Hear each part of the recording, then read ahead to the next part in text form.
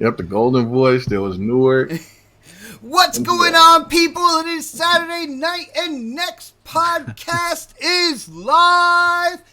Special episode 100. I know for the last couple weeks, I've gotten a lot of shit about a 99.5 episode. So we finally did it, guys.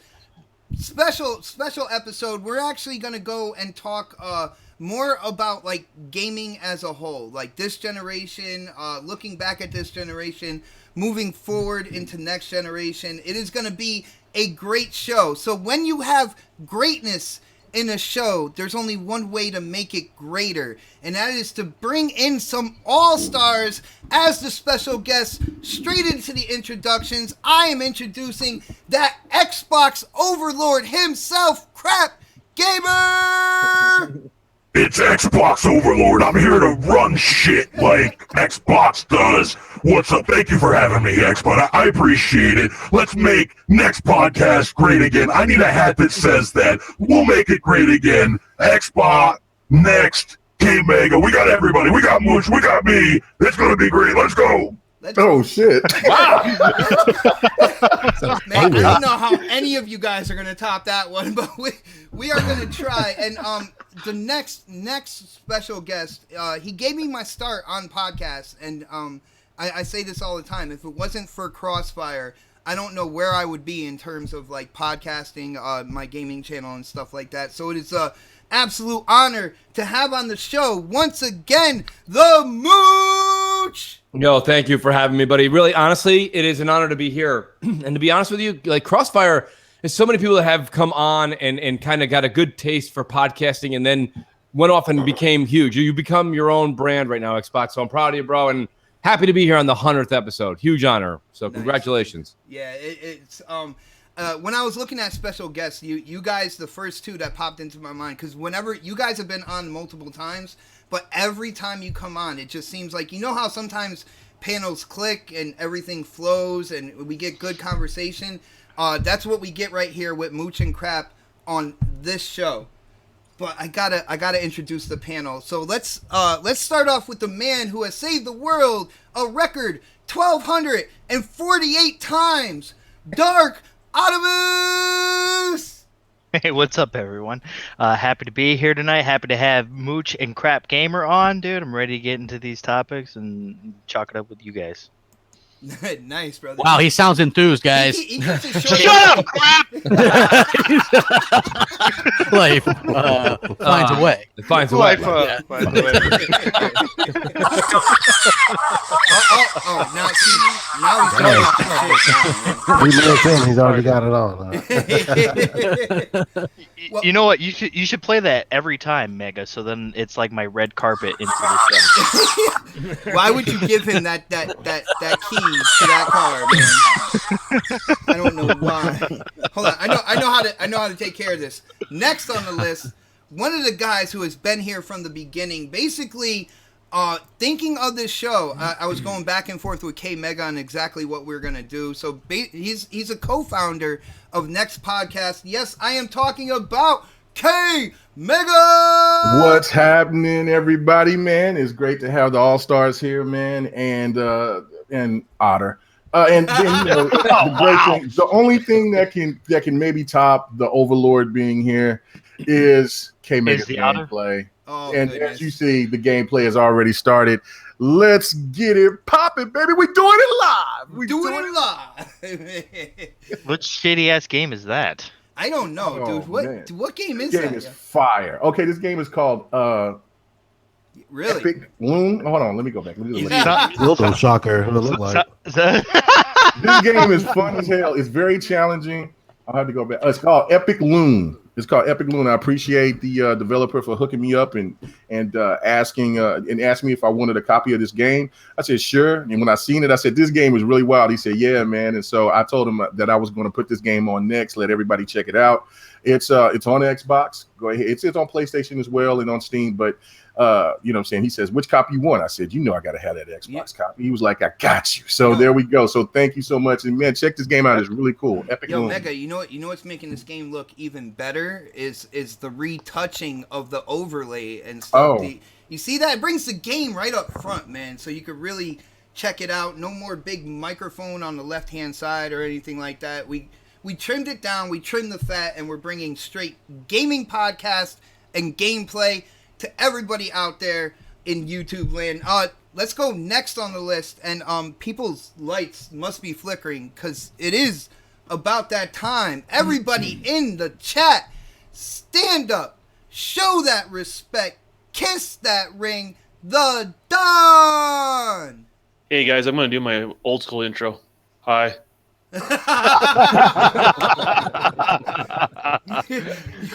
You've come a long way, brother. Come a Yes, long way. A little bit, yeah, I would say so. For sure. You're sticking old school now? I can't even get... No, it's just for episode 100. You got to remember your roots and where you wow. came from, right? Oh, well, everybody on the panel, we're going to have to break Don down like throughout this show and get him back up to speed. But next on the list is that man that you will find him on every single podcast. If he's not in the panel, he is in the chat, dropping that knowledge. Predator! What's up? Dropping knowledge and dropping codes today too. I don't know how I'm gonna back up all the intros today, but yo, happy to be here. I know we got some topics to get into, so let's go. Nice. And everybody out there checking out the show live, please be sure to hit that thumbs up button. Share this on your favorite social media, whether it's Facebook, whether it's Twitter. I don't care, wherever you hang out on the internet. Let's get a lot of people in here to check it out. We are doing giveaways. We have at least, I believe, 4 giveaways. I know No Man's Sky. We got some Xbox money. Pred, do you want to say anything else we got? You want to let them know what you're doing, and then I'll bring in on the end of that, man? I'm dropping a game. A gift card, $25 gift card, and 2 1-month passes for Game Pass. Oh, passes for Game Pass, man. That's Wow. like gold these days. Yeah. Gold, baby. Not like that's gold. Not Hell like yeah. back in the day when me and Mooch were giving that shit away, and everybody was like, "Nah, we don't want that. want that shit. We don't want that garbage." I was like, what does that say, crap? He's like, return to sender. Return to sender. No, yeah, seriously. Like, you guys know, and I've said this before, we were doing the pony prize where the pony goes across the screen and people call in, and that's how they win. The first person that calls in. People were like, what's my prize? And we're like, a month of Game Pass. They're like, just go ahead and give it to the next person. Got or anything whatever. else? Like, you got anything else? Like, seriously, that was the reaction. So it's so funny seeing how different things are nowadays. Changed, yes. You know what's awesome about this though? Like when it comes to this 1 month, if you don't like what's in there now, just hold on to it for a little while. Put it in before Forza Horizon 4 drops, and then you'll be able to play that as soon as it releases, and basically for free. So that's awesome right there. I love Also whenever got- Xbox does like a promo for Game Pass, he sounds like Cousin Eddie from National Lampoons. He's like, it's a gift that keeps on giving, Clark, all year long. Just hold on to it. Hell yeah. I also got some by request gameplay out there from Brian Baker from last week. I put it in What gameplay. happened? Otherwise known as Delirium Blades. He's a Boston Red Sox fan, though. So Oh, Damn. Credited. He just Yeah, because he has and then he shut him down real It's quick. the Red Sox. He's the Red Sox. When I did this gameplay, I thought of crap. I was like, this is my boy right here. This game is like hot, me. yo. What, I was watching this as it was being processed. I'm like, what is this, man? What game is I this? should have sent in some gameplay. Yeah. Next time, man. You'll be a guest next time, and we'll put it front and center. Trust me. Creepy. It's called Creepy Road. What is it? It's in the indie titles, or Yes, it's an indie title. Yeah, I don't know if it's on PC. It is on PC. Yes, I got hooked Oh, up. alright. I got hooked up with it, so I was like, yeah, man. So I'm showing love to the indie crowd, man. If you're a PC guy, you can get literally any code for free. Basically, I turned down hundreds of PC codes. I'm like, I don't have that platform. Sorry. Like, seriously, it's crazy. Like honestly, I do it's think find this it is coming funny, to consoles, but yeah, this is a cool little game. If it's a cool indie game, I'll play it. You know what I'm saying? But yeah, this was funny as hell when I start playing this. Does the Dawn have mud trucks on there or whatever it is? 'Cause Oh no. No, I mean, no oh, mud damn. runners, man. No Mud Oh. runners, yeah. Yeah, it's a Damn. conspiracy. I already gave him gameplay like 3 weeks Oh, ago, my goodness, here we go. and like he just pulled some random gameplay from the past. But it's winning gameplay anyway, so it's all good. Yeah. Yeah, my computer is still it's still acting weird after putting that graphics card in. Some gameplay That's what I he get, says, but- it's all good. Like when Predator sent his, everything was great. K Mega, when he sent his, I downloaded it. I downloaded it fine, but when it came down to the Dawn, it was just like, nope, we don't want that, and it just rejected. You already got 2 bills from Chris already. Oh wow. Yeah, shout out to Chris Cruel. I gotta try to find the first one, man. Hold on. He said, "What's up, that's what's going on? This is going to be great." Nice. It is going to be great. Great, Chris. Great. Yes. Welcome to a great podcast. Next podcast. And Chris says that he hopes to win that No Man's Sky. He's crossing his fingers. Chris, I hope you are a part of Twitter, because I am going to let you guys in right now on your chance to win this. Now, what you got to do, you got to use the hashtag #NextPodcast. And basically what you got to say is, just what does this show mean to you? You know, every Saturday we've been on for a while. You know, the audience is still growing, and I just want to see what this show means to the people out there that watch it. So you have to use the hashtag #NextPodcast. Don't worry about any capital letters or anything like that. I'll even type it in right now. And I misspelled podcast. Here we go. This is how we don't get winners. Podcast. Hashtag #NextPodcast, and we will randomly pick the winner of No Man's Sky on Xbox One.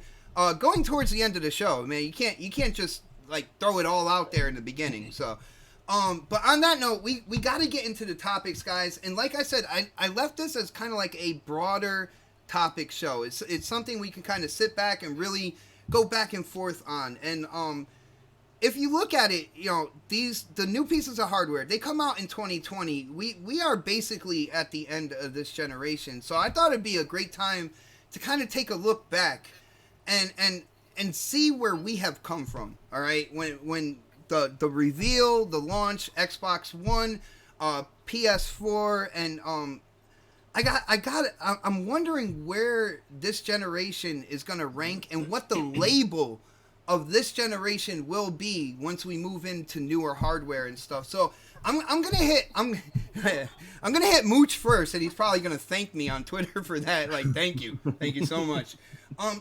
Like this generation, man, we're almost at the end. I want to know, Mooch, what do you think? What is this generation gonna be labeled as, like, as we move forward?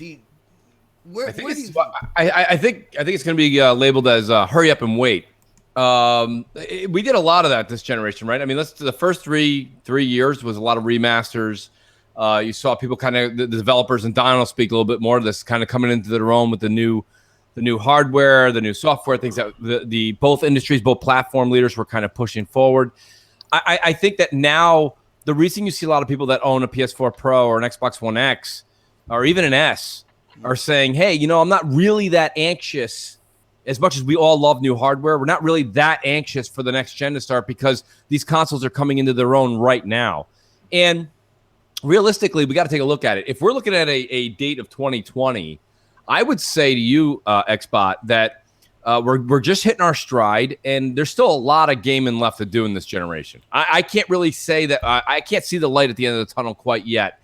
I think there's still a good 2 years with these machines. I think a lot of people are upgrading their machines. So realistically, it's hard. When I say that's why I came up with the old hurry up and wait. Yeah. Predo kind of dig that. He knows what that's all about. Like, you know, he gets that reference. But like my whole point is that like we've done that this entire generation. It was like, you know, you get all amped up and this and that, and you have these games that have these extremely long lead times to come out, right? Xbox had them early on we were waiting forever for Quantum Break Sunset, and things like that, right? And Sunset. Then you're waiting forever right now for these 4 games that Sony's showing. Like, I can't wait for The Last of Us 2, but I mean, to show it as far back as they did at the reveal at that PSX many moons ago, and now here we are, we showed a lot of gameplay, or a decent amount of gameplay, and we still don't have a release date.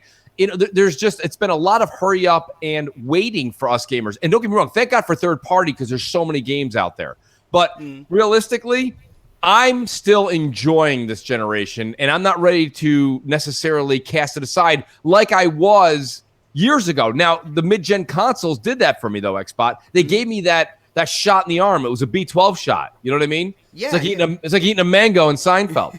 You know, it is what it is. It's what it kind of gave us a spark. It gave us a life again. And the X's got Shot. Right? So, but that's my take on it. I'm interested to hear what everybody else has got to say. But I still think there's a lot left in this generation. Yeah, I hear you. It's just that, when I was thinking about this question, we had like, the negative side of things. We had like the resolution gate, stuff about power, overall resolution. But then we had things like, we never had a mid-gen refresh that was actually that much more powerful, in terms of hardware. And now, like, right around the corner, in my opinion, I'm looking at it as right around the corner, because this time next year, do you really think we're going to be talking about the hardware we have now?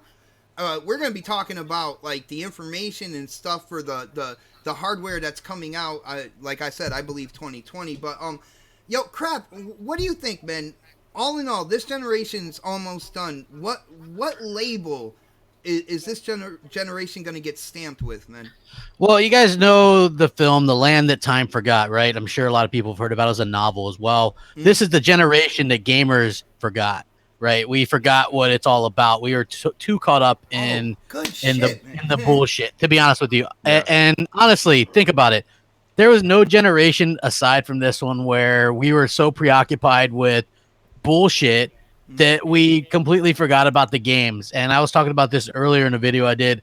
We were so preoccupied with resolution that we let great games just get passed over and pass by. And that is a problem, right? When we're more preoccupied with that than the games themselves, then things have kind of derailed. And this is also going to be the generation for me personally where things kind of just derailed in general, where there was a general kind of bunch of bullshit that just happened the entire generation. Like, even yesterday's news when we found out about somebody hiring Fortnite tutors for their kids, or people actually comparing grass between two versions of the same game, right? Like, that's what this sadly, right? Considering all the great games that we have actually had, exactly. Sadly, what's going to be this generation is going to be remembered for is the fuckery that discontinued, right? Like stuff like that. That's the stuff that people are going to remember, not the great games, not the innovations, not the fun, but sadly it's going to be that stuff. And that's unfortunate. So I'm hoping that next generation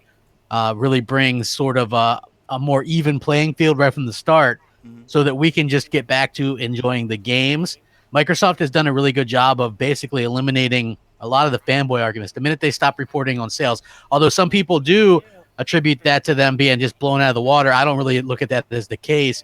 I look at that as Phil coming in and saying, we're going to stop this by stopping this. We're going to do this instead of this. And they basically took away the ammunition. And you look around at today's day and like, sure, PS4 has the lead, but realistically, nobody knows how much. We can speculate, but nobody knows, right? It could be 20 million, could be fit. We don't know. So they essentially took away every bit of ammunition you could have, and in fact gave ammunition to Xbox to kind of level the playing field, if you will. So I think going into next generation, we're going to have an extremely level playing field, and it's going to all come down to like the games and services and features.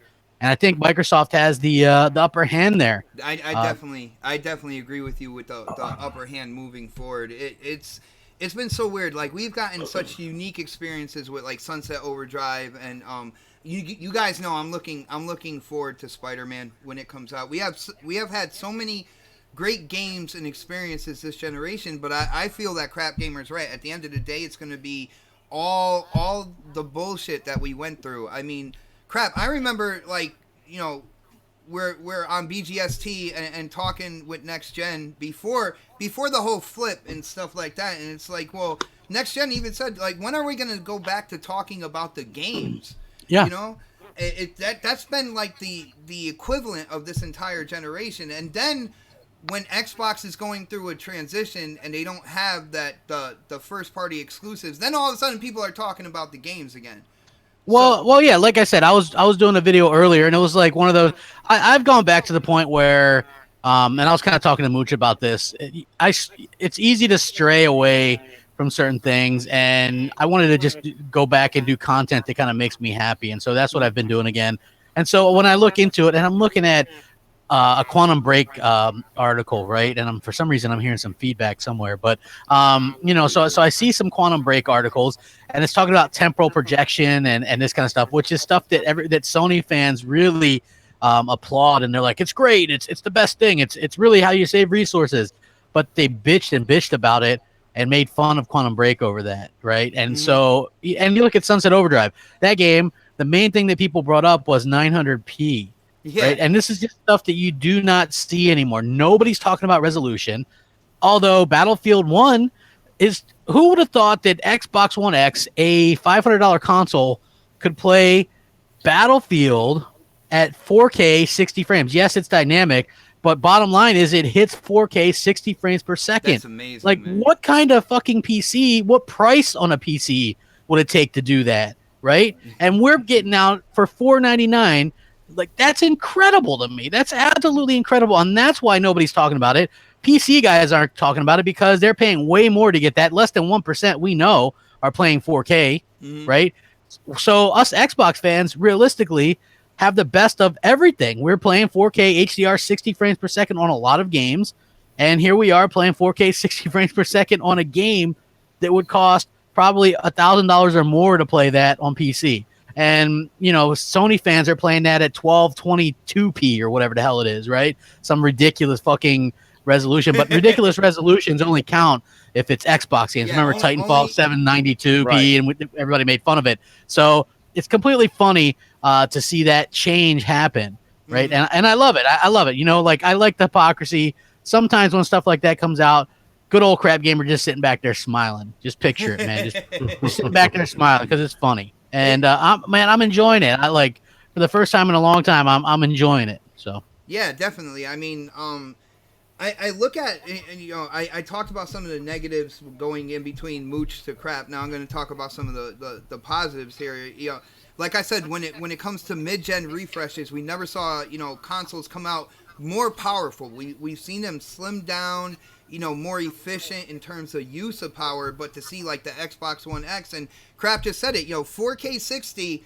on the Xbox One X for the new Battlefield, and that's absolutely, you know, incredible for a console. Don, what do you think, man? I know you're a developer. I love having you on this panel. I know you are the longest running special guest on the show because that is true. because you said you can make it, you know, every once in a while, and you basically come out every Saturday. But what kind of label do you think that this generation, you know, what is that stamp that's going to be placed on this generation, man?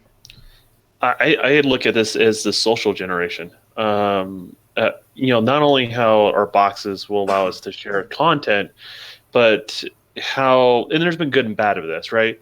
You know, Crap has been, and Mooch have both been in like the forefront of the negative side of things, right? But there's also been positive, right? There's ways people have been sharing their experiences and stuff like that as well. So, you know, in what it's really done for me, it's really like, it's made me, as not only as a developer but as a gamer, look at traditional media as completely irrelevant. In the way the media has acted this whole entire generation has been completely irrelevant. So like, and I just don't see them recovering going into next gen, you know, as far as that's concerned. So, you know, I just look at it as the more of the social generation. That's the one of the biggest things that this generation has brought into it, and the dynamics of it being so young. And, you know, anytime you have something young like that, people just, they have to learn how to behave themselves. If that makes any sense. So, you know, and I think people are just trying to find their way, and I think that's where a lot of the negative comes from. A lot of justification of whatever they purchase, whatever it may be. So, you know, Don, talking about like people behaving themselves, I think I'm really gonna talk about that when we go moving into the future, because this generation was the first gaming generation that had social media on such a high pedestal. You know, the Twitter, Facebook, stuff like that.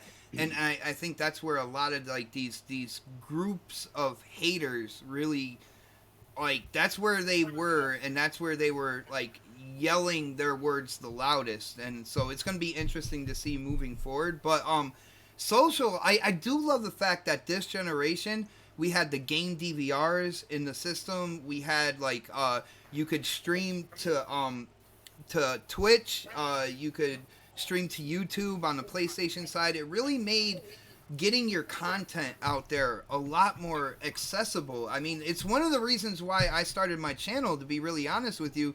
I didn't have to grab an Elgato. I didn't have to learn this or do that. I mean, I was using Upload Studio. I was putting my voiceover on in there, and I was directly uploading my videos through my system. I mean, that is innovation right there. It was something that I know I really appreciated. So I mean, I look at games like Titanfall, like Titanfall 1 in particular, right? It, obviously it got a lot of grief for its resolution at the time, along with the Xbox and all the stuff they were going through. But what was interesting is that game was very successful, not only because it looked like a fun game to play, but it's when people are actually there playing it, they were sharing it. And I remember that being shared so much, and how much influence that had on that game when it had the negative aspect, to the echo chamber that's out there. So, social, it's a big part. I mean, like the studio knows how to engage at the best is going to be the studios that are going to be the more successful in the future. Okay. All right. I got you. Let's move on to Predator. I'm real interested to hear what he has to say about this, because I know, like I said, Predator, he is around the community. If he's not like a special guest on a show, he is right there in the chat. He is in on all the articles. You guys should see the articles him and Dark Onimus put up in the chat to get ready for a show every Saturday. So Predator, looking at this generation, man, what is the stamp that you think is going to be put on this generation while we're moving forward, man? Man, I don't know what to say. Generational trolls, man. Like, that's like the biggest thing I've noticed about this generation. It was a big thing this gen, man. It's going to continue to get worse. I mean, like, as the generation goes on into the next generation, everybody has to put their stamp on, their favorite console, and we've kind of strayed away from gaming, and it's gotten into these little mini arguments and battles over games and what system they're on. So for me, like, that's the biggest thing. That's the biggest change. I've never had to deal with this shit before. Maybe it's because of social media. Maybe it's because everybody's like, we're self-entitled now in this generation.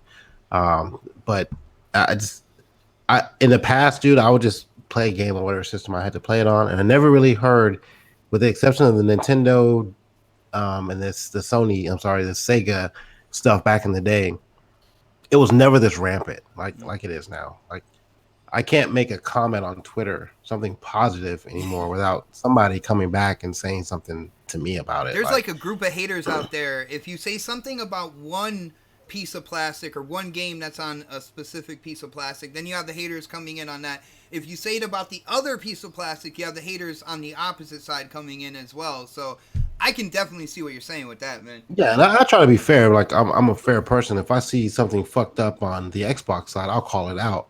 Just like if I see something fucked up on the Sony side, I'll call it out. But most people aren't that way. They see no wrong with their console of choice. Like, they can do no wrong, and the other console can never do right. Like, I think God of War is a really great game. I can say that. But if Gears is a really great game, to me it is. I don't hear Sony people saying that. They'll just trash it and just bash the game because it's not on their console, because it's not on the console they gravitate to. So for me, like, that's the biggest thing. This has been a big trolling generation when it comes to gaming in general, and we've kind of strayed away from what games is about. It's about bringing people together, having fun, relaxing, and doing something.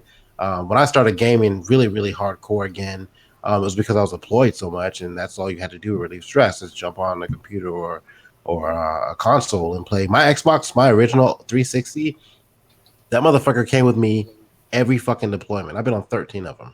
That thing came with me on at least 10 of them. And I, that's what kept me out of trouble, kept me sane.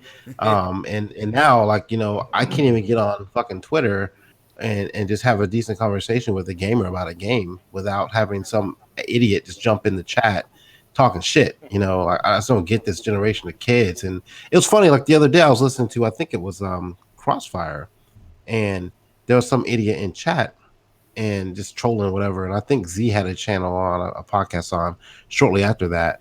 And I jumped in, maybe it was Thursday. And I jumped into that podcast as well. And the same guy that was trolling anti-Xbox hate went right over in the next podcast trolling anti-PlayStation. Everywhere Like, you I was go, like, what the fuck? The same dude. see the same hole. That's exactly what we seeing. Well, that's it. Hey, I dropped the code earlier. Hope somebody got it. I don't see anybody say they picked it up, but if you got it, please say something. Get And there's those Brian months Baker's of gameplay he Game Pass, requested. people. There's Brian Baker's I'm gameplay surprised he Moose requested. didn't jump on that. Yeah, Right I I'm actually disappointed in myself. I didn't, Yeah, I know. I'm usually watching with that. Yeah. Well, guys, just to let you know, as people are talking, if you hear something that like Predator is saying and you want to chime in on, feel free. We're not like strict like round table. I like to see everybody getting in on the discussion together, except for Dark Optimus because he just comes in to troll people. Of course. But- That's what I do. Well, Dark, you notice how I said that before I got to you. So I want to hear what you think the label for this generation is going to be, and I hope and I pray that the rest of the panel just kind of go in on what you say. So go ahead, man. Do you want me to give you one, or do you want me to give you two? Because I have two of them. You got two. Huh. I have two, dude. Well, we'll start off with one, and we'll see what happens from there, man. So this has been the generation of digital. We've seen more people buy digital gaming. We've seen a lot more people going towards that digital, market, and that's why we've been seeing a lot of GameStop kind of being, in trouble, and then we hear about all these other companies that are in trouble, because of this, digital age, and then it's like we've come to that point that it's like it's easier for us to buy a digital game than it is for us to go to a store and pick it up. And I think a lot of that has to do is that we get it early. A lot of times, sometimes we get it 4 days early. Sometimes, depending on what edition you buy. The only problem with that is that digital has become the same price as a physical copy of a game, and which I still don't understand to this which day. is it's ridiculous. We should be at the point of digital should be cheaper and physical should be the more expensive way of buying. It's just games. Disneyland Adventures. I was just gonna say, Predator. Disneyland who Adventures, who the hell did you lose a bet to? This is embarrassing. Delirium last week. It's like I said, hey, I need a request for a game next week, and Delirium was like Disney's Adventures. I think he was joking when he said that. He probably was. I say, fuck it, I'll do it. So I put it in there for him. I'm sitting there trying to wonder what the hell it is, and I'm like, oh wait, because I play this game. This looks, this looks like one of those things that the younger kids are doing for math assignments that are supposed to be fun online. Dude, I believe thought it at or the not, end it was. that was a Connect game, man, like crazy. I thought at the end of this segment we were gonna have to do multiplication. I didn't know what the hell was going on here. Oh, that is what funny. in the world? Have we seen any console gaming yet? This has all been PC gaming. No, it hasn't. I played console games. What the Epic But don't Loon worry, was, Mooch. I Which was one? calling. Wait, Kay, would you play? I Epic only Loon. play console gaming, Epic so Loon was that's a all you'll console. see. Oh, The little weird game that was. oh yeah, the first one, yeah. Yeah, Dark's game on for right him. now, man, and that's you all guys- console. There you Yeah, go, that's all Gold. console. That's all Xbox. Thanks baby. for representing. That's Okay. right. No, thank you. You gotta do this. But I love that. do you want to hear my second one? Yeah, because the digital one that was awesome. Because I think at the end of the day, minus all the bullshit, it could really go down as the real beginning of that digital age. But what's your next one, man? My other one is the generation of subscriptions. We've come into a world of having to pay for pretty much everything that we want. We didn't have this last generation where it was having to pay to play games, for DLC or whatever. We had it somewhat last generation, but it's been more prevalent this generation. Yeah. And then of course there's also been things like Game Pass, which isn't a bad thing. That's That's you got EA that's a Access, you got positive. Game Pass, you have EA Access. And You let have me, Dark Goldblum, let me help you out with PlayStation this. Now. A lot of the stuff that's going on right now with these subscriptions, this is something that me and Crap talk a lot about, and I mentioned it to him even off air. You know, there was a lot of people years ago, they're like, I can't wait till I don't have to deal with Spectrum or Comcast or Verizon anymore. I want to cut the cable. Listen, stop listening to these people that are telling you this stuff where it's 95 degrees all year long. For the rest of us that are freezing to death, we like cable. Here's the thing. The problem with all these subscription-based issues, whether it be TV that you're doing it with or now games, is you're like, well, I'm saving money. Well, the majority of people, when you look at it, I think the average, right? And you guys can say if I'm wrong here. I believe the average casual gamer buys 2 games a year. I think they said it was 2 in a recent study. 2 Something games like at that, $120. If you're now doing EA Access and you're doing Game Pass, you're already paying more than the casual gamer if you're a casual. Now, are you getting more? Yes, but the problem is you can see that Ubisoft and all these other companies are starting to follow suit. Activision's probably on the way. These guys are all doing it, and if you think Sony's not working on it, they're probably 3 years behind, but they're on the way. My point being is that like they're all seeing that this is what people like to do, this a la carte thing. And us as the consumer, we get fooled with this $5, $10, $15 a month. That's cheaper than $60. Yeah, but most people are only paying $60 3 times a year. And if you start paying $10 a month for 5 different publishers, games, you're spending I'm money. telling you, you're spending a lot of cash and you're not utilizing it all. You're not. You know, that's why in the 80s and early 90s, there was a ton of buffets. And now there's like one. Like Golden Corral's the only one to make it out of that bunch. Okay? You know why? Because people were like, why am I paying $35 a seat and I'm only eating chicken wings? I don't need to do this. I can get wings for $12. Oh, you know, so shit. my whole point is this subscription shit. I'm telling you guys, be wise. Mooch gets back. Yes, sir. Don't just improvise. Do your thing, man. I'm telling you, the subscription thing is it's a lot of hullabaloo. Mooch, I gotta say, like going right off of that, you know me, I'm down for Game Pass, man. I promote it like any show I'm on. I believe it's a great value, but it's a great value by itself. There is kind of like something underneath that curtain there. When more and more like companies start doing their subscription services, if you're not careful, you're gonna go bankrupt paying like $10 a month to like 20 different places. I will agree with you on that, Mooch. I'm telling you, I think all of us are starting to feel it now because whether you're someone who did cut the cord and you have Hulu and you've got Netflix and you got Pandora and then you're paying for Sirius and then you got Xbox, right? You got Xbox Game Pass. And you're paying way more than what you should be paying. Yes, you're paying more per month. It doesn't feel that way. They found out that we all don't mind paying monthly. Look at the new phones, right? I don't care if you like Samsung. I don't care if you like Apple. The newest Samsungs are $800. The Apples are $900. The thing is they've all built it into monthly costs so you don't feel the $800 come flying out of your wallet. So you don't feel that money. You don't feel that $45. But at the end of the month, you still look down and you're like, wow, there's shit in my pocket because you're doing these small installments that keep adding up. And in most cases, they cost more than what you were paying before. They're in a way, like I said, I said this yesterday on Crossfire. They're corporations and they're doing away where Netflix, they figured out, a certain price point and then people forget about it. And there's people that don't even watch Netflix, but they forget that the money is still coming out on a monthly basis because it's only like $8 or something like that, or $10 a month. And it's that thing that it's what the corporations are hoping you do as well. It's like you forget, for the people who don't use it, you forget that you're paying that, and they continue their revenue off of you anyway. I mean, that's something I can definitely agree with. I'm not gonna say like Game Pass is for everybody. I'm just thinking for the people who are like low on cash, who can't buy like all these games throughout the year. If you can swing $10 per month, then that's where I think you should put it. K Mega, what do you think about the label of this generation? I'm real interested to hear what you think about this, man, and where you're gonna go with it.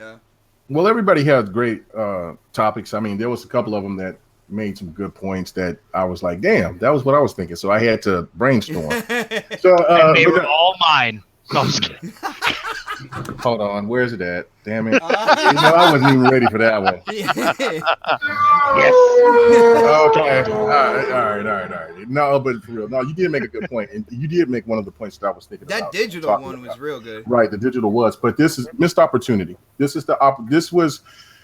was where we can look back to this generation. I know that everybody at the beginning of the generation thought totally different of it, but if Xbox stuck to their guns, then I think that maybe everything would have been a lot different. If they brought the console over if they delayed it a year like they were going to, if they went ahead and had the game sharing for 10 people, if they did everything that they were going to do with the digital, despite of the DRM, if they just stuck to their guns right now, I think that they would be well ahead of the curve because gamers started following suit.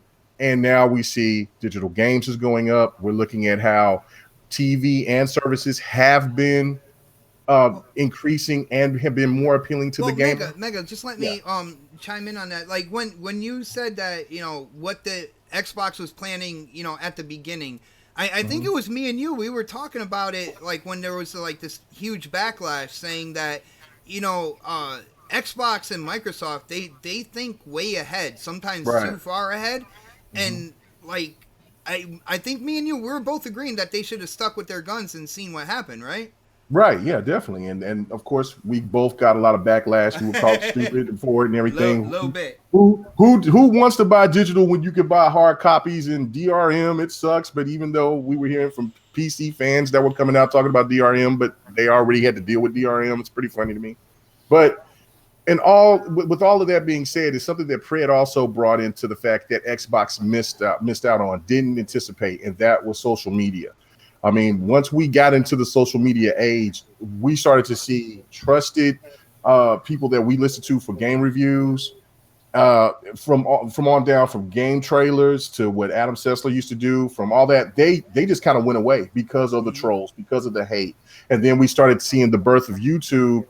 And then we started to see not only with the birth of YouTube, but also people that have sold their soul because of money. And they, you know what I'm saying? And that has become the biggest problem because not only that, as a gamer and myself and everybody on the panel, we like to listen to people that we probably listened to well before we even started being on YouTube and social media, but now you started seeing that it's all propaganda. It's all based for clicks instead of for being just true gamers. I mean, when you started to see things that started to pop up where you seen that PlayStation was making mistakes and just giving misinformation about Watch Dogs, and they were being straight up 1080p, mistakes, and then Killzone. I'm quoting with my fingers here. Well, I'm just saying, and then Killzone, the multiplayer was 1080p, but it wasn't.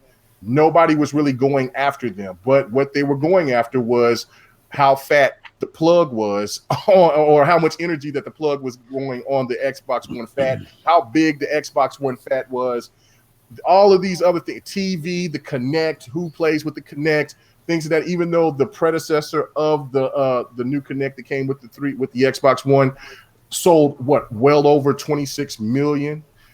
So it was an idea that was brought up. And if they didn't implement that $500 price point and got nervous because Sony jumped the gun first, I think Xbox would be well in a better position than what they are right now. I want to ask our guests here, looking back at it now with what Xbox One did, they basically did a whole 180 from that whole digital thing. And I know you like to collect physical as well, but do you think they would have survived if they stuck to their guns and they stayed with a digital system? Looking at what's going on today, no, they'd be in much worse position right now than that, because if you look at what Sony's doing, as much as they are, it's like 43% digital over there, and they're the bigger install base, so there's more physical being bought than digital. It's the trend's still there, but you can still buy CDs. You can still buy albums. You can still buy the retro is kind of big as well. I mean, you could buy cassettes, it just depends on, I think it's being able to maximize everybody. right? So I think we're not in any danger of losing physical or anything like that, or a traditional way to play games. I think that's I do. It depends. Like I think they could have maybe done the original idea where you can buy a disc, and then once you install that, you didn't need the disc. I like that idea. Right. But apparently that was too strange Too for people advanced, or whatever. man. That's the like, point that I was trying to make. Yeah. Though, that is that if Xbox took that year off, they would have looked at how everything was being shaped out with what PlayStation was doing, also with the fact of what they were doing, and maybe and the Xbox would not have been as expensive as it was because like I said, they jumped the gun. They wanted to come in. They came in arrogant for one. Then two, they came out and they had a vision, and then once they got a hold of social media, they didn't know how to react to it. And of course, all the change that happened with who was going to be in charge, Hey, Mega, I hate to interrupt you just real quick because Chris Poole, he hit up the super chat, and I think he was referring to you. He's like, he's here for the info, not the clicks, but good point. When you were talking about, people on YouTube out there for the clicks, people going in for nothing but money, not even actual gamers. And there's a couple I've dealt with kind of like behind closed doors and hearing them talk about like what they're doing with their channel and stuff like that. You would know they're not even really like gamers. It's just about getting that revenue from YouTube. So shout out to Chris. Thank you for hitting that super chat up again, my brother. But go ahead, man. I just wanted to just make that point. It's like, look, what Xbox seemed to have lost in the beginning of the generation, they've gained it back because they have understood. Look at this gameplay here. Oh my goodness! They sit there and they've thought about actually bringing of caring about the customer like crap who doesn't have the best internet, and to think about also for people like my girl Delilah HD who has fiber wire, like she gets a gigabyte of her internet service is a damn is a terabyte or a gigabit. What is a terabyte? It's fast. It's freaking fast, man. I don't even know what the hell. I mean, I thought my Gigablast was the shit. But anyway, but the thing of it is that they've learned from their mistakes. But everybody looks back, and especially people that don't really get involved like we do.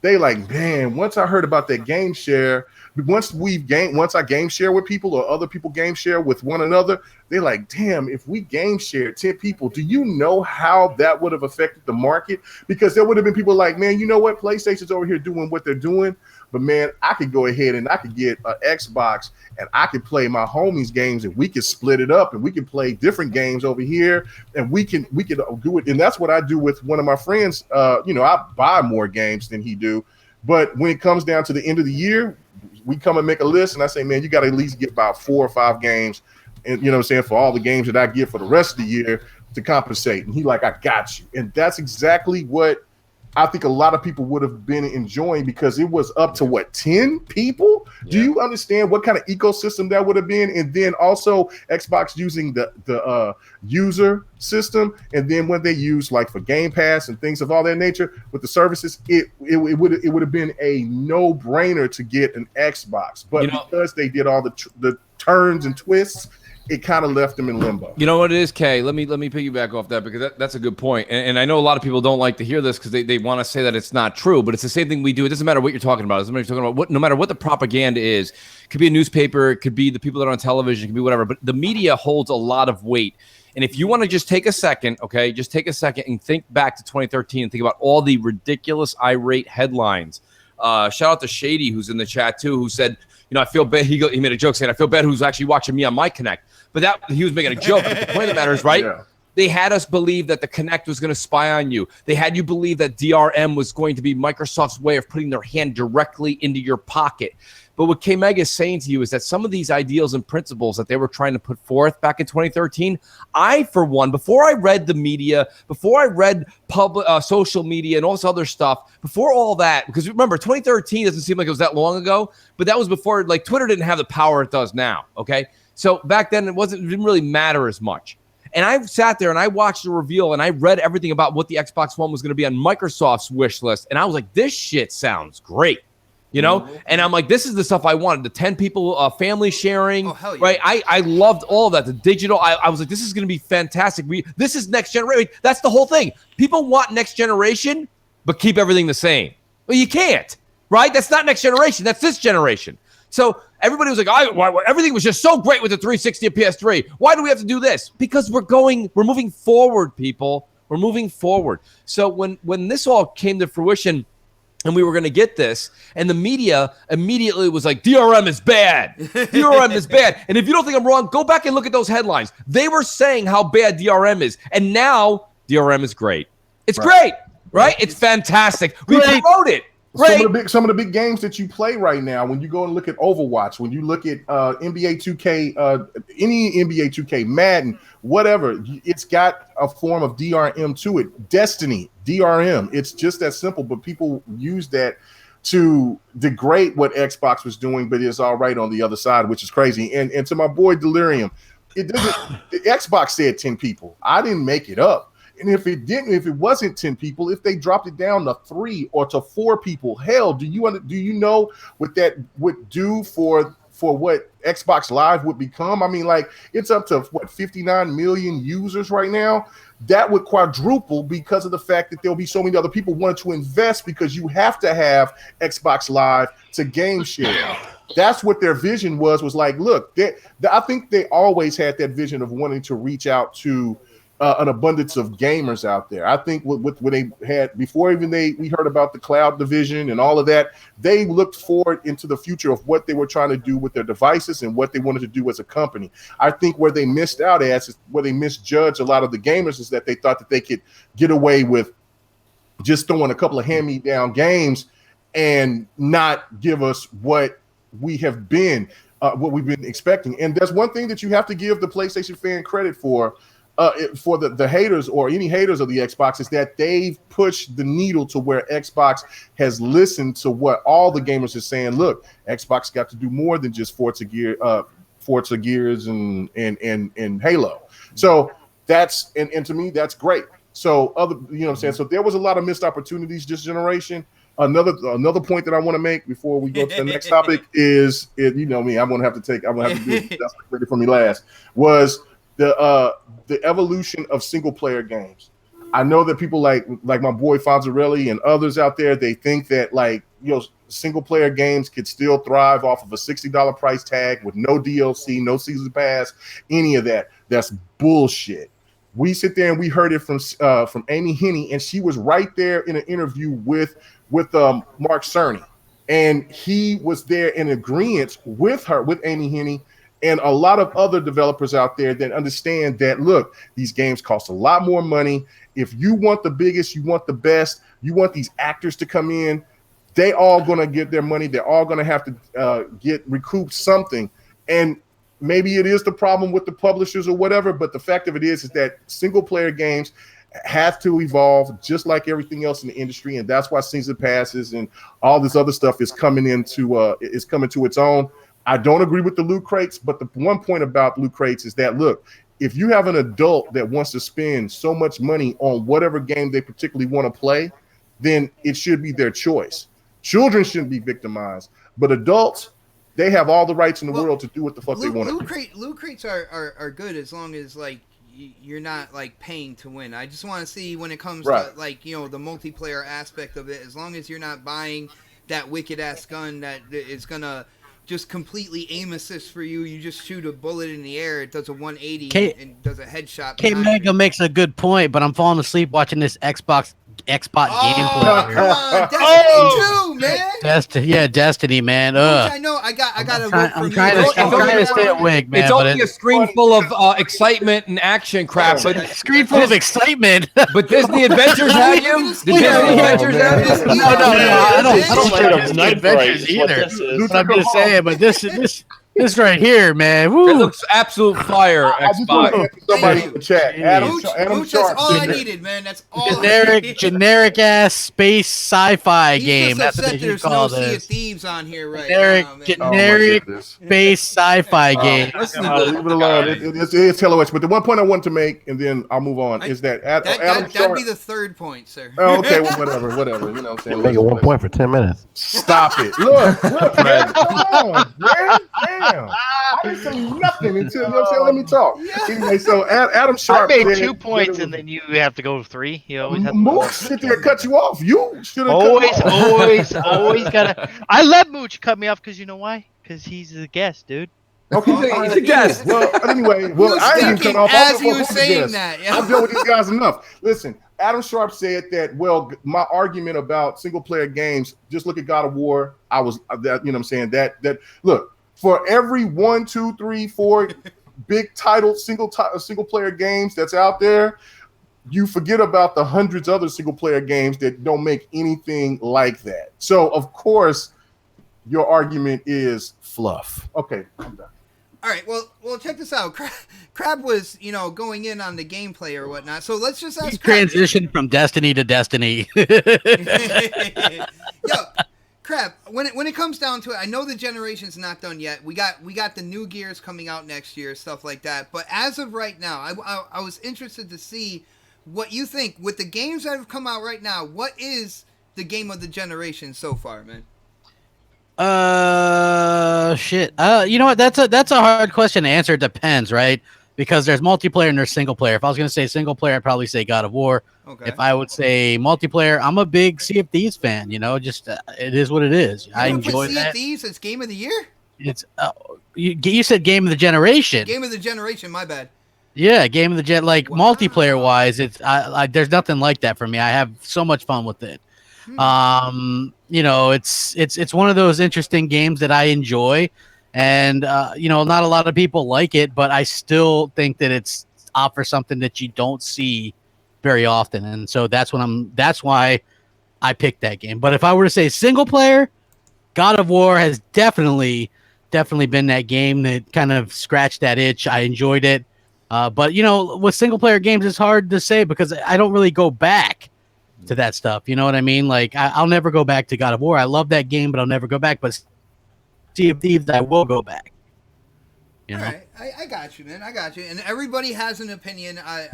I just didn't expect you to say Sea of Thieves. I don't know, but let's go to Mooch. Mooch, is Sea of Thieves your game of this gen so far? No, that one just missed. just a bit outside. Just a little on the outside corner. I don't know. I mean, it's hard. I think Crap made a good point when he said, single player games, you got to stop and really think about it. And I didn't really prep for it ahead of time because you don't really go back to them, so you have to enjoy them for the moment. I'm not going to say it was the single player game of this generation, but I would say the game that I enjoyed of our existence, Mooch. Our existence. Well, no, I know, right? So, Way. yeah, if I could answer not just in terms of the masses, I would say my favorite single player this generation was, I believe it or not, it was probably Resident Evil 7. There, I really enjoyed it. I liked Biohazard. I thought that was a great game. Nice. That's one that for some reason still resonates with me. I was just talking about it again the other day with somebody. Like it was just a game I really liked. Supersonic Station somewhere is cheering right now because he's a huge fan of that, man. I just bought that game. I want to stream it. Kay, you're gonna enjoy the shit out of it, man, and it will make you jump out of your seat. I promise you that. As far as multiplayer game, crap earmuffs. It's definitely. I gotta say Destiny too. Yeah. And the reason is not because it's it's just great. Okay, everyone's just like that's great with no real reason. The reason, okay, I got a good reason though. I don't think you can ever give an answer without a good answer back. And here's the thing. So Destiny 2 is one of the unique games where whether you like it or you hate it. And shout out to my girl Luca, who today said on Twitter she is getting back into it, so she is ready for the Forsaken September 4th. And I say you are welcome to come. She will instantly regret it. No, she won't, because she gets to hang out with the mooch. But here's the thing. This is my point. My point is whether you've left the game, uninstalled it, you tried it again, you keep coming back. And it's because it's a community game. And the same way that we enjoyed doing community game night crap earlier on in this generation, it was a lot of fun. Yeah, it was fun. Right? Yeah. Because sometimes it wasn't about the game. It was just about all of us getting together. And the fact that I have played Destiny with everybody, even PlayStation guys that have, dual consoles. I've played with everyone from Fonz. I've played from everyone all day. Luca, of course, everyone I've played probably with a bunch of people in this panel. And like the point of the matter is that like it's a game that keeps bringing people back. And it does unite gamers. So I understand if you say it's not your bag, but here's the thing. It's one of the most crisp firing mechanics in gaming we've ever experienced, right? So if you're a Halo fan, you got to at least respect Destiny and the fact of the mechanics. If you don't like the story, that's fine. I went from Halo 5 right? to Destiny. That's a big deal, Xbox, for you to say that too, because, Bungie they're your people, okay? That's your people right there. And they went ahead and they made this, and they made it great. And don't get me wrong, they've had some slip-ups. Like, they had a complete game, but they changed what Destiny 1's core ethics and what people's principles were in that game. And here's the deal. They made a mistake in the beginning of Destiny 1. They fixed it with Taken King. They made a mistake here by trying something new. It didn't work. And the Forsaken is bringing back the good roots of Destiny 1. Realistically, they made a mistake. You know what I think they did? And I don't either. And I think they did it on purpose to get a different type of gamer in there. Yes. All right, because they did it with me. They got me in there with the story. All right, and now they're going back to the more traditional way of the grinding. And they have a bigger base out there of newer gamers as well that are playing. Exactly. So I mean, not to be generic or take up too much time on this right here as far as Destiny, because Destiny is a game that's been out since 2014 is when Destiny came out. Let's be honest, Destiny 2 doesn't differentiate much from Destiny 1. So if you didn't like 1, you're not going to like 2. It's not a sales pitch. But the thing about it is no matter who says what about multiplayer games, the reason you enjoy multiplayer games in that space is because of the players, the gamers. And this game does a hell of a job of bringing people that played it in the beginning to come back at DLC launch, people that stay with it, like people that make channels based on it with, oh my God, unbelievable story and hidden things you didn't know about the game. There's new missions that pop up. They do festivals. They have the solstice right now. They're going to be doing the, I can't remember the festival is again for the Halloween thing, but every 3 months they decorate everything differently. Like it's the same reason people like Overwatch, but Overwatch is a straight run and gun TDM kind of thing where this has got that story, even though it's only 3 to 4, maybe story missions per DLC, 5 at max. And then it's mainly based upon side quests and things like that. It gives you gear, loot, grinding. It keeps you enthralled. And for anyone that complains about the price real quick, to sit here and say that right now I'm currently $90 into Destiny, and I will pay the extra $70 come this September, right? $160 gets me 2 to 3 years of gaming. Let me tell you something. We've wasted $60. Everyone's nodding their head up and down right now because you've wasted $60 on a game you hated after 2 weeks. So this game really is the gift Destiny 2.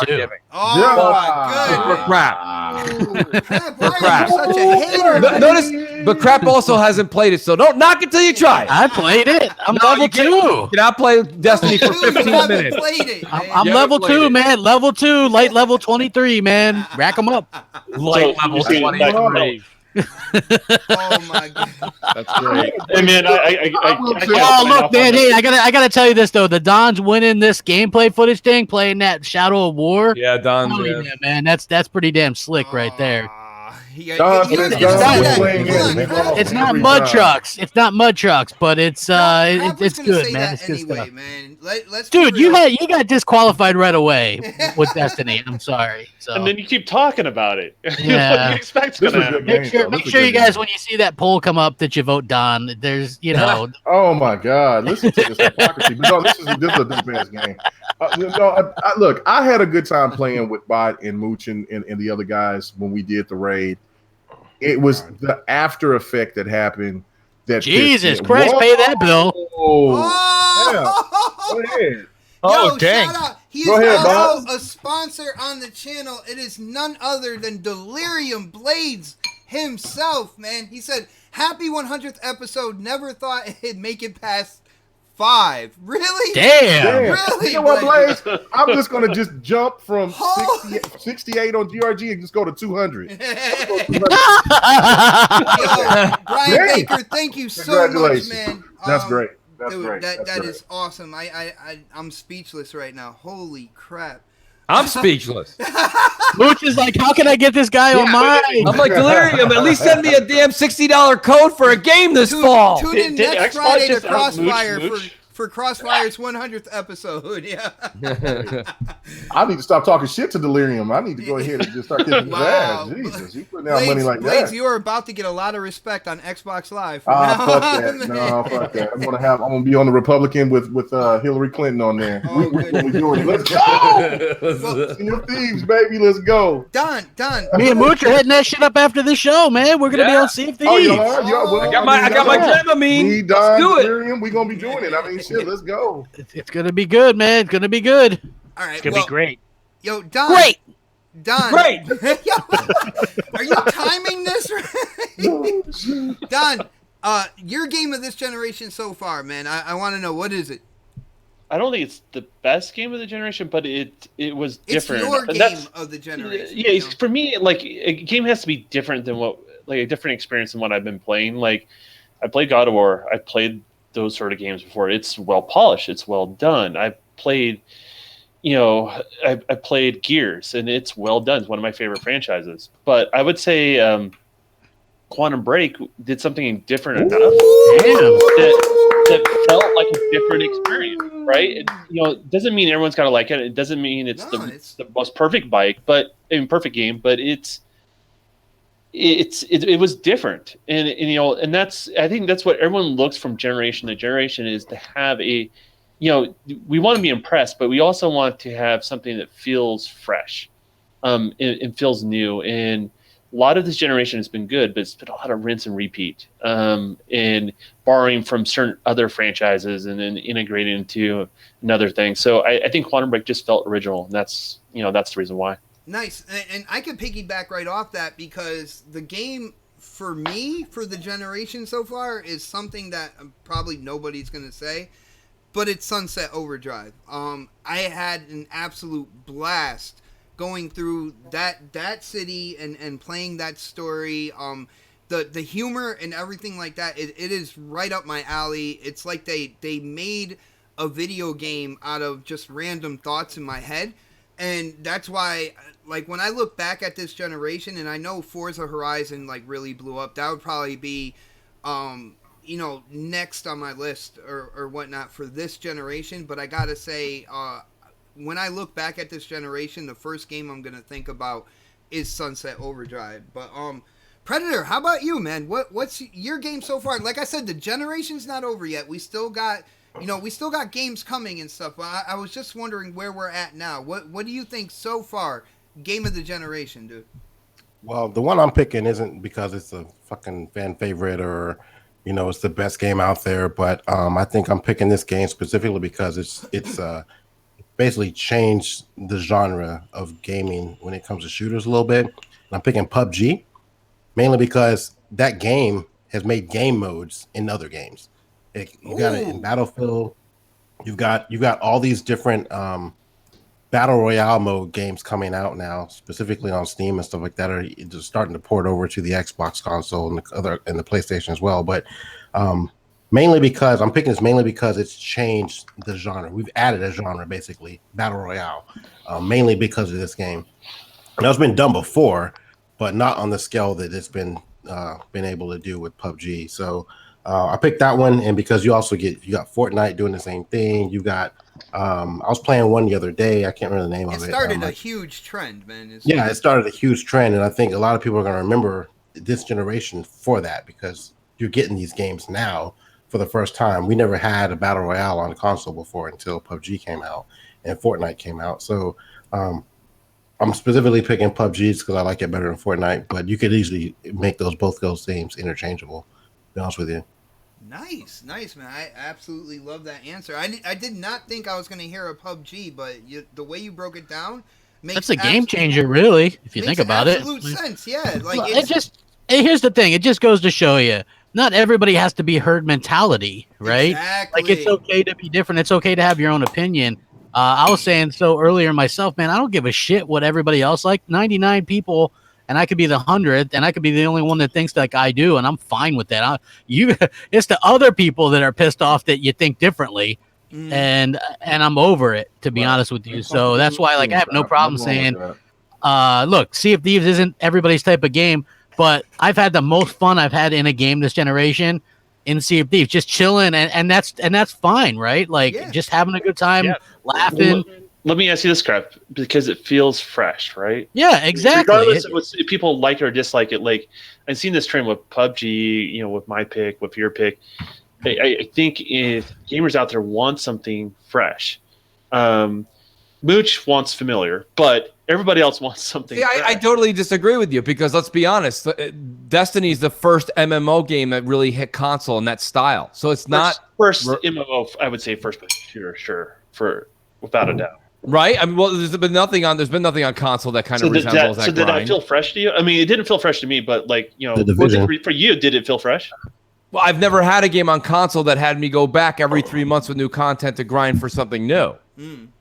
So it's not old and busted at all. No. This is your view, right? Like I'm just want to know. Well, no, but see, that's my thing. My point is that Destiny does scratch that same itch that you guys are talking about. It's just that people talk about it so much, it may be just deaf on your ears. But the thing about it is that Destiny is new to this generation. It's something that we didn't have in the 360 era. So it is something great. And I think that it's got other things that make it better than just that, but that it is new and refreshing. Gotcha. I agree with Mooch on that, man. Yeah. But, you don't have to like it, but it's no. You don't have to like the game, but I mean, it is new to console gamers. I'm just curious where you're coming from. That's all it is. And it's not a right or wrong answer. It's not a right or wrong answer, right? Because I look at the game and it's like, man, it feels like I'm playing Reach like all over again. But you've been saying that for like 2.5 weeks already, man. I mean, I can go back and forth between Halo Reach and that game, and I feel like I haven't played a different game. But that's a pretty good gauge though, because Halo Reach is a great game. Yeah, but that's also a really old game. So to me, it didn't feel like a new experience because of the mechanics. Right. But Mooch is attaching himself to something different about that, right? Like he likes the mechanics, right? But he also likes the fact that he goes in. There's those daily requests. It's always evolving. It's always changing. And correct me if I'm wrong anywhere. No, you're nailing it on those things. So, I stand corrected. Mooch likes it because it's a fresh experience, and I think that's what all gamers want from generation to generation. Yeah, is Sunset Overdrive new experiences was fresh. It was something different. You couldn't just run around like shooting everything. You had to grind, bounce, jump, wall run. You had to constantly be moving. And then all that mixed into it had kind of like punk rock feel to it, and a sense of humor that like caters to me, man. You know what though? It's funny, Don. You're really nailing it. I think your point is good here, because like that's the reason for me. Like when everybody gets really amped and excited for games, like, and I'm not saying they're great games, but Assassin's Creed, like the Assassin's Creeds have gotten bigger, right? More beautiful, but they're the same as the 360s. You know what I mean? They're the same thing. Wrong. They really are. I mean, like the mechanics really haven't evolved. Right. Like, if you look at the mechanics from Sunset Overdrive, like, yeah, we've seen grinding and stuff like that, but it's forcing you to play in a different way, right? Like, and it's giving you a set of tools to approach a game in a different aspect. I mean, there's so many gamers I talk to, they feel like every single game needs iron sights. It doesn't even have to have a gun in it. They just want iron sights, right? So, like, if you are going to take a mechanic, manipulate, do something new with it, approach something, provide a new experience, for gamers. It's not just new visuals. It's new mechanics. It's new music. It's new ways to play. It's even pay the bills, like, Bob. Even the same mechanics, but if you put a couple different things together to create a new experience. I mean, that to me, that's what Sunset Overdrive is, and I think you were saying that as well. Yeah. Shout out to Lugo in the super chat saying, Xbot here, for having the one and only Mooch on your show tonight. Viva la Mooch! Yeah, Mooch gets Mooch maniacs up in the chat. I get fucking trolls up in the chat now. Like, that's great, man. Yo, I gotta say, shout out to Daz. He said it was gonna be a rough night. He is my moderator, and I could just imagine he is sweating his ass off right now, man. But Of course he is. Xbot, you should like Crispy Bomb in the chat. He says, "How can he basically was saying it's BS that you like Destiny and you wouldn't like the Division." See, the Division, in my opinion, has some of the things that I like about Destiny, which is why I played it the first. Like Crap will say, it was the best 30 days. We enjoyed the best 7 days. Right? 7. So It was the best week. Right, it was the best week ever. But nonetheless, the thing about the Division that it doesn't do is the things that Don was just talking about, like how every time I turn it on, there's now there's all of these different quests to go and do, and things are refreshed every week, and they do the dailies. And the Division doesn't have that. And if they do, they have. But is it weekly? Me and Bam was going in and we was doing submissions because there was a couple of things that I didn't get finished, and they were having weekly stuff. They have really done a lot. I'm at the point, though. Here's the thing, though, Kay. We're 30 days away from so many new games coming out. True. We've all been working on our backlog like crazy, right? There's so many games we haven't touched that we've bought over the year. I say this is the Division for me personally is a day late and a dollar short. The fact that you're like, no, Mooch, they just put it in, that too bad, too late. See, Destiny did this all along. I can agree with that. I can agree with that. The problem with games as service games, you only have so much time in your day to evolve that. So there's like, for example, like for me, I'm looking forward to Anthem, right? Like they're taking a way new approach with the whole model, and I'm excited about that because it's new. It's refreshing, and I as far as that goes. But if I was, and I'm not heavily involved. Forgot about Anthem because everything that's going on in Destiny 2 right now. Yeah, exactly. But I'm the opposite, right? So I'm not involved in Destiny anymore. Like I've done my time. I've played plenty of hours into Destiny. I'm ready to move on. But if I was still involved in Destiny, it would basically filter my excitement for Anthem. And I think that's the same thing with the Division. Like you can only have some of these perpetual worlds so much, and there's only so much time in your day. Yeah, you have to pick and choose. You're not going to be able to play all these games and do everything you want. And when you have the Division, you have Destiny 2, you have Anthem, and they're all out and they're all updating. I feel for anybody who feels they can keep up with all of that. I know Mooch can't keep up with like 3 different classes of characters on Xbox and PlayStation. He can't upgrade all 6, which is why he's kind of calling for cross progression here. Like that, I feel for anybody who thinks they can do that. Yeah. We're getting to the point where it's not about owning more games. It's about having more time to play them. I mean, that's just kind of that's a great point, Don. That time is really of the essence. I mean, you take a night like tonight, right? Like I would normally be grinding now, probably get a hold of Xbot and say, I got to finish a couple of the weekly things I have to get done to try and level up and get ready for next week. And then at the same time, it's like, no, I'm probably going to end up playing Sea of Thieves with Crap. So when you do something like that, all of a sudden what happens? Now it's like, all right, so now I don't get that done. The No Man's Sky, which is a great, the next version of it, while we're on next, we might as well talk about No Man's Sky next. Like they did a hell of a job with that, and I truly enjoy that. I am enjoying it. Is it my go-to game? Not really. Well, yeah, because the thing about it is there's always something. I equate No Man's Sky to a baseball game on television. So if you guys sports, in case you guys aren't ready for sports, like I love baseball because I'll put baseball on and still get stuff done from work, blah blah blah. I can get things done in the house because baseball is a slow game. No Man's Sky, I can crank some tunes, right? I can jam out to this. If people hit me up with messages or there's stuff going on Twitter, you don't have to be fully invested to enjoy No Man's Sky. And there's always something going on or something for you to do. But don't get me wrong. It's not like playing the Division or Destiny or Gears. It's not like that, right? Wait, so there's an itch to scratch there. No Man's Sky today? Say again? Are we giving out No Man's Sky? Yeah, I was just going to say, I have somebody working in the background who is using software to randomly pick off of the hashtag next podcast. I've been hitting the chat with it. Guys, if you want a chance to win No Man's Sky for Xbox One, you go on your Twitter, hashtag next podcast, and basically say what next podcast means to you. It comes on every Saturday, 7 p.m. What does next mean to you? What does this show mean to you? It's a great way for me to get feedback as well. The only way to freeze Mooch is saying we're giving away something. Yes. Hey, lock me right up. Hey, Fox at least is Team Crap. Look. Oh yeah. Shout out to Lady Foxfire for hitting up that super chat. Happy 100 episode. Shout out to the chat. Team Crappy. That's right. That's right.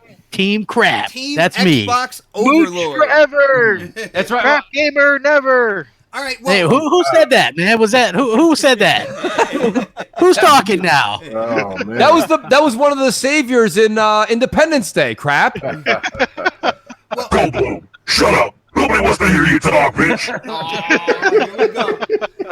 Well, yo, Dark, what is your game for this generation? And then we can move on and talk about what we think we're going to see going into the next generation of hardware and stuff like that, man. Well, I have two. There's one that I that asked is for a single one, player. bro. So Well, but many there's people one pick that's a two. single player, and then there's one that's a multiplayer, Oh. and the single player is the Witcher 3. I and the thought that simple- was going and to the go across simple- the board, man. I thought that game was going to go across the Well, board. Well, I'm glad nobody's talked about it yet because that game actually changed the way you play because RPG. the asshole keeps Forever. keeps asking me, bringing me up last. He's all upset now because I took his thing. I Yes. did that twice this show. It's amazing. I Yeah. love it.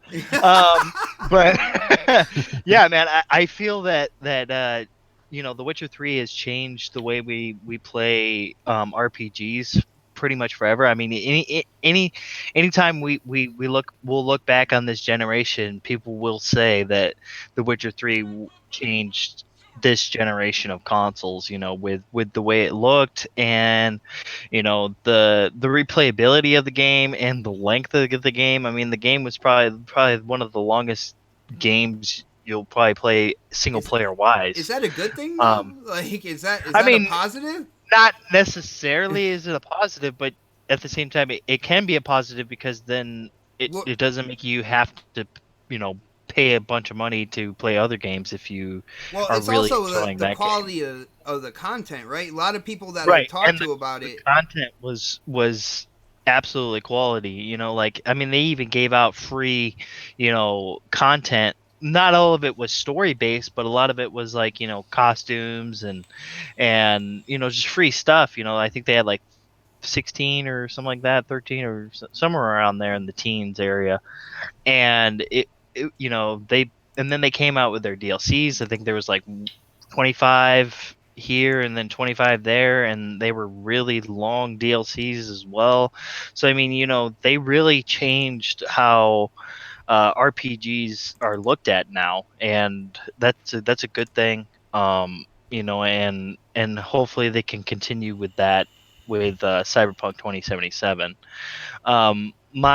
My game for multiplayer, I would have to go with Gears of War 4. Nobody said Halo. No. No Halo. But the reason Halo, what's that? Oh my goodness. the reason why I'm gonna say Gears is because I It's met 'cause so Crap's on many. the show. I got you, man. No, it's because I met so many people like Crap and Mooch and even Mega, and Don. Like, we all played together so much, like, this generation of Gears. I mean, we don't play as much now because there's other games out there, and there's you just get bored of it after a while. But it was a time where it was like, wow, we're all going in, we're having fun, we're talking shit to each other, but we're all good friends about it. We're not like being like, oh well, fuck you for and then quit and go out and do whatever else you're gonna do. It was always like, oh, you bitch, I'm gonna get you next round or whatever. It was just a good time, man. I just had a lot of fun with Gears 4. Hopefully, we do the same thing with Gears 5. Nice. And I mean, basically, we have just about a year. Even though some people are saying beginning of next year is when Gears is going to drop, I think it's more of a holiday title. So hopefully it just kind of like evolves those experiences that you've had when the new Gears comes out. Guys, let's look towards the future. All right. You're just gonna skip me? I thought He's like, what about I thought me? you already said. First you forget about Locke, and now you forget about K Mega. God damn. Dude, all right, I am a moderator. There are two special guests. I'm allowed to make a mistake or two, okay? K-Mega, did you want to share your games before we move on? Absolutely. All right, I mean, what I'm are- saying, you sit there, you It's gonna be went like ahead 5 and games. okay, so no. There Okay. was only Okay. really one, but you know what I'm saying, Otter already took The Witcher. You know what I'm saying? So which is my game of the year. Yo, so I have the to go Otter to is so happy I got him before. I did. But, I am. But you know what? But he didn't. I'm but doing he my still Otter didn't dance right now. But he still didn't take my second favorite game of this generation, which is, and you know it's coming. Hey. Hashtag save Lock. Oh, God. You know it. Hashtag Lock is dead. Hashtag save Lock. Hashtag Halo Lock 5 is never coming back. is my second favorite. Is my second favorite game of this generation because of so many reasons. One is definitely because you have a black Protest protagonist. K-Mega. You have a black protagonist that's playing a strong lead character. That is something that is very needed into gaming, where we have more women, we have more minorities. I love it. You had somebody to stand up to Master Chief, even though we know Master Chief is the GOAT. But you know what I'm saying? I love Lock Timo got his Cyrus. ass kicked, though. He didn't get his ass kicked. He just, you know what I'm saying? Chief Yeah, just outsmarted him. Chief is older. He just got outsmarted. That's all that was. He just all was. You know what I'm saying? You see that crack across the shield? You know why Infinite, why they're going back to the old maybe Oh, no. first You know gen why is because why Locke is not gonna cracked be in that game? So I see. I was always on board with Locke with you, but now that I hear Locke is what's ruining the art style of the next Halo, I'm not down. Stop it, Don. Stop it. But no, okay, but check it out. But no, all bullshit aside, no, Halo 5 was an amazing game to me in so many different regards. I love the fact, I know that a lot of people may have not liked how the story was. That's fine. It's like I'm on the same board like what crap is. I really don't give a fuck how you think. I know how I feel about this game. I love it. I love Timo Cyrus. I loved how they brought in the Arbiter. I love how they set everything up and combined it kind of with Halo Wars 2. How they set things up for having one of the best evil protagonists that we probably may ever see in video games with the big bad dude out there on Halo Wars 2. You know what I'm saying? I love the mixture between how they had a blue team finally having some representation with Master Chief. I love this new Cortana. I thought that it's just kind of like the setup for making Halo what it should always be, a bigger universe than the characters themselves. And also the multiplayer is the best multiplayer that This there generation, is hands in this down. generation, and again, hands down. And the game still has so many people that still play it. Warzone, you don't get no drops. You rarely have any issues with Halo. It's silky smooth. I couldn't even go back. There's modes that you could play the old style of Halo, of like Halo 1 through 3, and it makes me want to puke.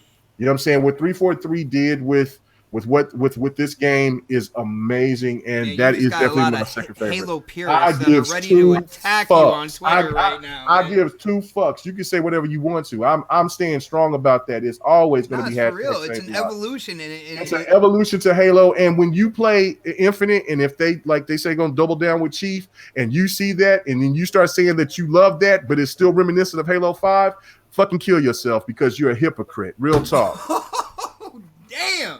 I never thought like the game of this generation would get so much emotion out of K-Mega, but it did. Like It guys, pisses like, me off. well, like I said, let's move on and look towards the future. We are getting kind of like close to winding down the show or whatnot, and I am waiting on the name of the winner as we speak. So looking forward into the next generation, we're hearing about the Scarlet, the little cloud device to release alongside the traditional. There's rumors about PlayStation 5, whether or not they're gonna do forwards compatibility or just strictly backwards compatibility and stuff like that. So, I don't know, Mooch. What are you looking forward to? What do you think the next generation of hardware and gaming? What do you think it's gonna be about, man? Yeah, well, I mean, I'm hoping that we get the 4K 60 on majority of games. I understand it won't be on all games, but I think that just the same way that we put an emphasis and a stamp on resolution this generation, whether it was something Microsoft intended or not in development in 2013, which apparently it wasn't, But you can see both companies went with that to make sure that they could hit that 4K or as close to it as possible.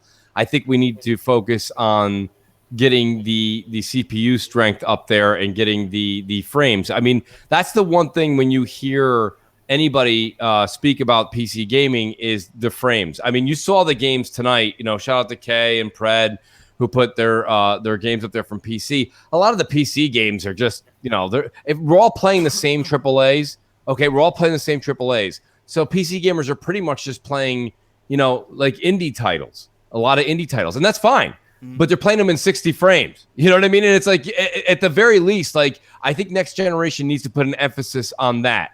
Again, if not for 100%, I wouldn't mind 90 you saw the games tonight. Shout out to K and Fred. 60, that should be an emphasis. Now, that being said, I would like to see more services, like good quality services. I can't put my finger on what they would be. Don could probably elaborate, or maybe somebody else.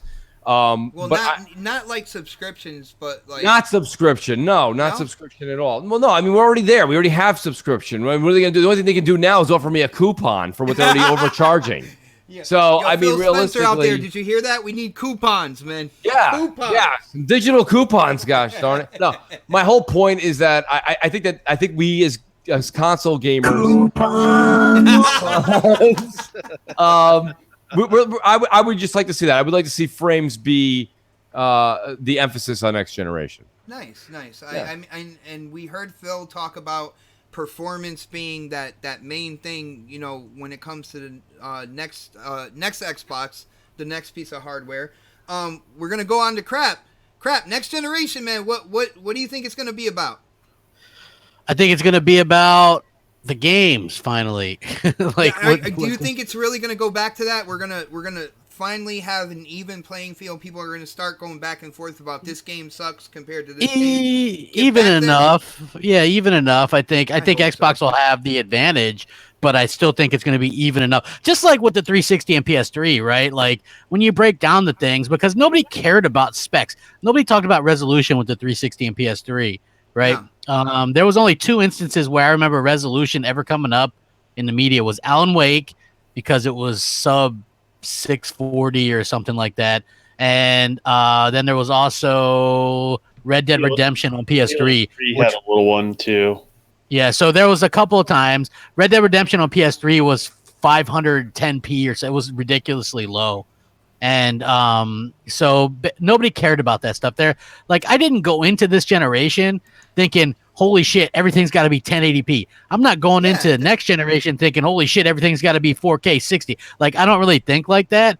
I want to see, servers on multiplayer games. I want to see, some better AI, smarter AI, and more better living worlds. I want to see like advancements. I don't really, you know what I mean? Like you saying that is the same thing in essence, right? To say that you want to see AI be smarter and things like that to enhance your gameplay, to be able to see the game run at a smooth 60, and we are paying for this hardware, and we are paying for these TVs that can do this with the refresh rates. Why wouldn't we want to have that technology as well? I think my point is that you're what you're saying is valid. It's totally valid. But no, I'm not saying that. I'm just saying I don't have. Yeah, I mean that's fine. Most of the stuff, like it's funny because most of the stuff that I game with right now is 60. Most of it, I would say probably 80% anyway. So, like the multiplayer stuff more than that even. Like I can only think of multiplayer's pretty much 100%. Yeah, like 90%. Yeah, the only couple things is Destiny and Sea of Thieves or whatever. So I mean that kind of is what it is. So that's kind of what I'm looking for. I want it to be the focus on the games again, because that's what so many games didn't get a good showing because of resolution this gen, and I just don't want that. Some games it's unfair got killed to developers this generation. Yeah, I mean, look, even Rise, right? That game is. Oh, did we lose him? I can't hear anybody. He's still there. Oh, okay. Yeah, my you bad. can't hear me, bitch. Now I can fucking hear you, man. All right. No, look. Rise is one of the best looking games still, top 10. And people gave it shit because they thought they equated resolution with graphics, and that's not the case. Just absolutely not the case. And so I hope that that's not a problem next generation either. And I want to see the games get a chance to shine. You know, I think that's the most important go back thing. More to the old school kind of like debates, man. Like you know, remember when it was Street Fighter versus Mortal Kombat and stuff like that. I miss like those kind of rivalries compared to 900p and 1080p. You know what it is? Checkerboard. You know what it is? Xbox. That's boring. I think that's boring to the kids these days to have those conversations. I'm not saying it is. I live that stuff, man. Right? We can do that. We can do that. I mean, we lived that. You know what I mean? That's what it was back in the day. You go back. That's a great point. You kind of brought a lot of flashbacks right there back. I mean, myself personally, at the time, I was probably more of a Mortal Kombat Street Fighter. But I love Street Fighter. It wasn't the arguments were healthy. You know, that was my whole thing. Both. They were great. Me too. They were great debates, you know, and that's why you even see guys in the chat. That's why I'm saying, like, there's really no reason to get nasty on either subject because especially once you get a year or two in the generations, there's a few people that hold out and only hold strong to their one. But most people especially that are hardcore gamers that are listening to these podcasts and these shows and pay attention to everybody on Twitter, you're hardcore. Most of you, I would say probably 80% have both consoles anyway. So you get to experience them both. Now you can get back into a healthy discussion of this one's better than that one, right? But a healthy because you played them both, you own them both. Mm-hmm. You know? Yeah, so I'm with you on that. Guys, I do have an announcement to make. I would like to name the newest owner of No Man's Sky on Xbox One. Luch! Thank you, everybody. He goes by the name of Chaos Gamer on Twitter. Congratulations, brother.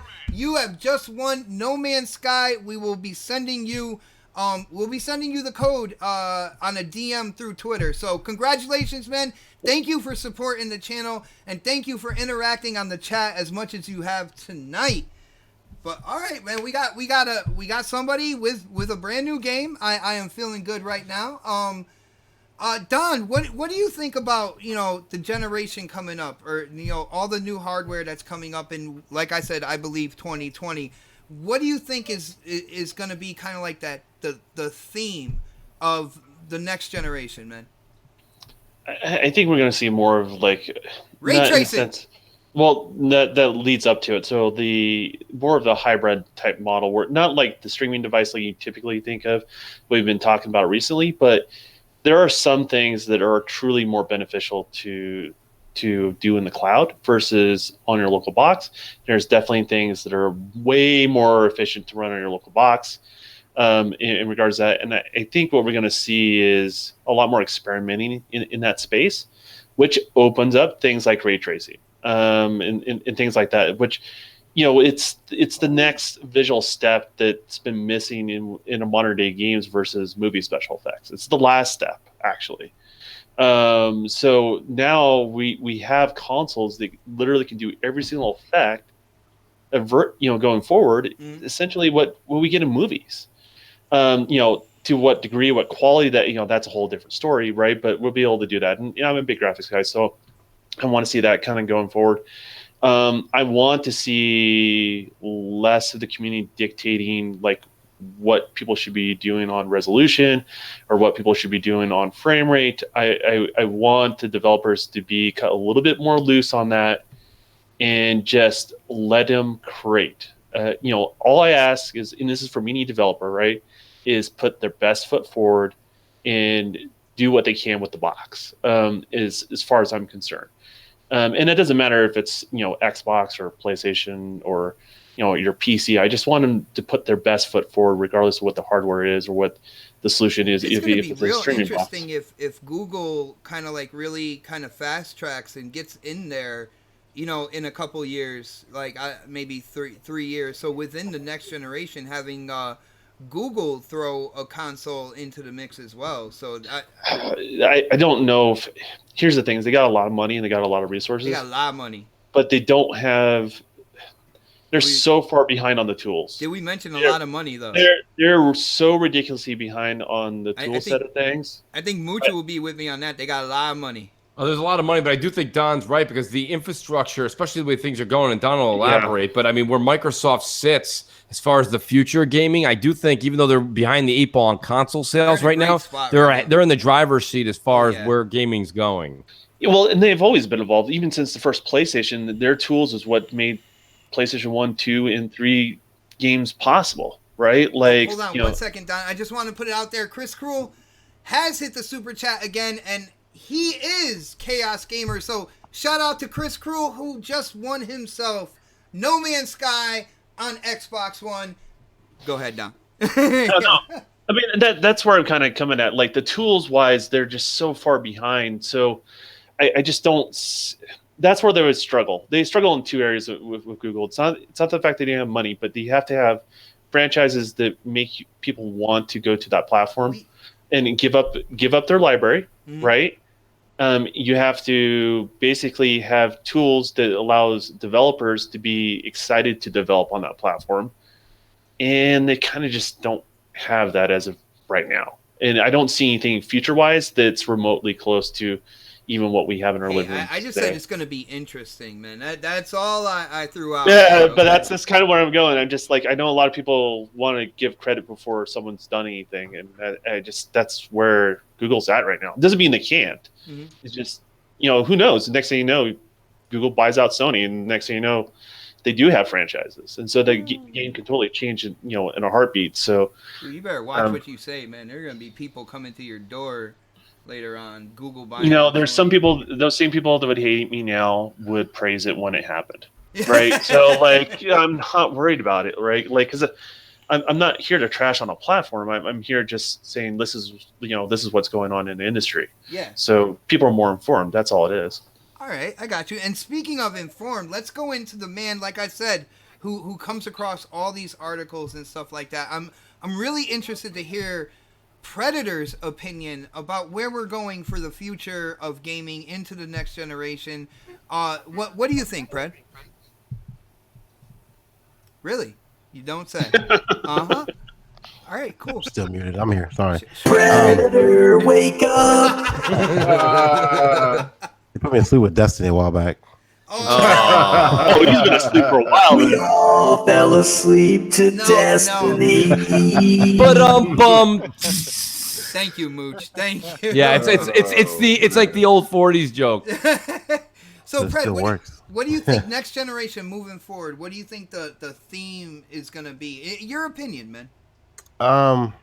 Rent a I've PC. listened to a couple of investors' calls, like from EA and I think some Ubisoft stuff, and it seems like the cloud tech thing is coming, the streaming type stuff is coming, and I think that's where we're headed. I mean, don't do that now, because y'all guys was clowning me on GRG last night. I'm not calling you for GRG last night. I'm not saying it's not like hashtag rent a PC. Don't do that to me. You're trying to talk about some bullshit console, some system or whatever that you need all this extra shit. The blade, the shadow blade or whatever it was called. You'll get your turn. You get your turn. And most likely you'll be last, right? Yeah. Most likely I will be. I see it coming. I go in order of gameplay and who gave me gameplay first. So. Well, then I should have been first this whole time because I gave you gameplay first. I was like, thank you for not saying anything, Busted. Otter. Busted. Oh, damn it. Thank you, Otter. My bad. Go ahead, Brad. Yeah. Like Mooch was saying, God, you guys made me lose my train of thought here. That's right. I forgot what he said. Damn it. Fuck y'all. You said Microsoft has kind of set itself up basically for the future. Like they're buying assets. They're kind of entrenched in the gaming division where Their think server farms are out there. Yeah. They're good to go. Yeah, I think they're ready to move on into that realm. I think it's going to be a struggle for some of the other people. Like Nintendo can't even get their online services running Party right. Chat, Yeah, like simple shit like that. And as you see what we're kind of moving toward, as you start looking at the acquisitions Microsoft has done and what EA is talking about and Ubisoft is talking about, they're gonna go that route at some point in time. Just a matter of when it happens, a different story. When we're ready for, especially here in the States, because I don't think we're ready for that kind of streaming type stuff with the internet we have here. But that and kind of getting away from this physical games, I don't think they're ever gonna go away. But I think they'll slowly start trickling out, kind of like records. Well, Pred, tapes, I think CDs. you're thinking kind of like the same way I'm thinking. I'm thinking next gen it's gonna be kind of like that crossroads generation where you're going to have the most options on how you purchase and how you play your game, because you're going to have streaming services, you're going to have, you can buy it physical, digital. It's just, I think that the next generation is all about like how many options you have on like taking part and interacting with your content, man. Yeah, I think we're going to slowly transition out of the physical realm. Everyone says it'll still be there, but when's the last time you bought a CD?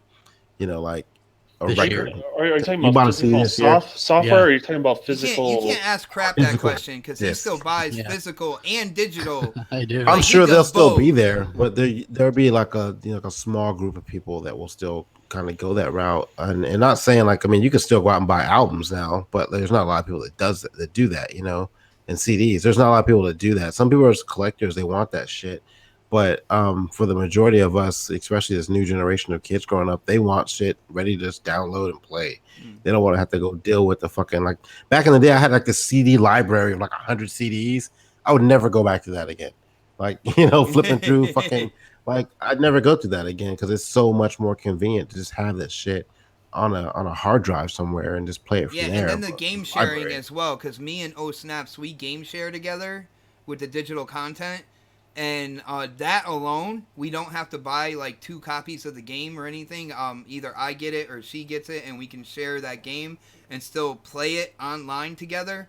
I mean, that right there got us to do away with physical between us. So Yeah, the only thing I buy physical now are Sony games because I end up just selling them back and getting my money for it. So. well, you gotta sell them back pretty quick because they drop in price like crazy fast, man.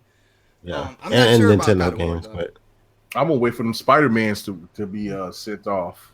I told you I'm gonna get Spider-Man. I'm gonna beat the shit out of that motherfucker for a week, and then I'm gonna trade it in for. I can't wait for them trading. That's gonna be. I'll definitely be playing it for more than a week. But yo, Mega, what about you, man? What do you see? Oh no, don't do it now because you still got Ottoman. Well, you got the Otter. you started talking. No. So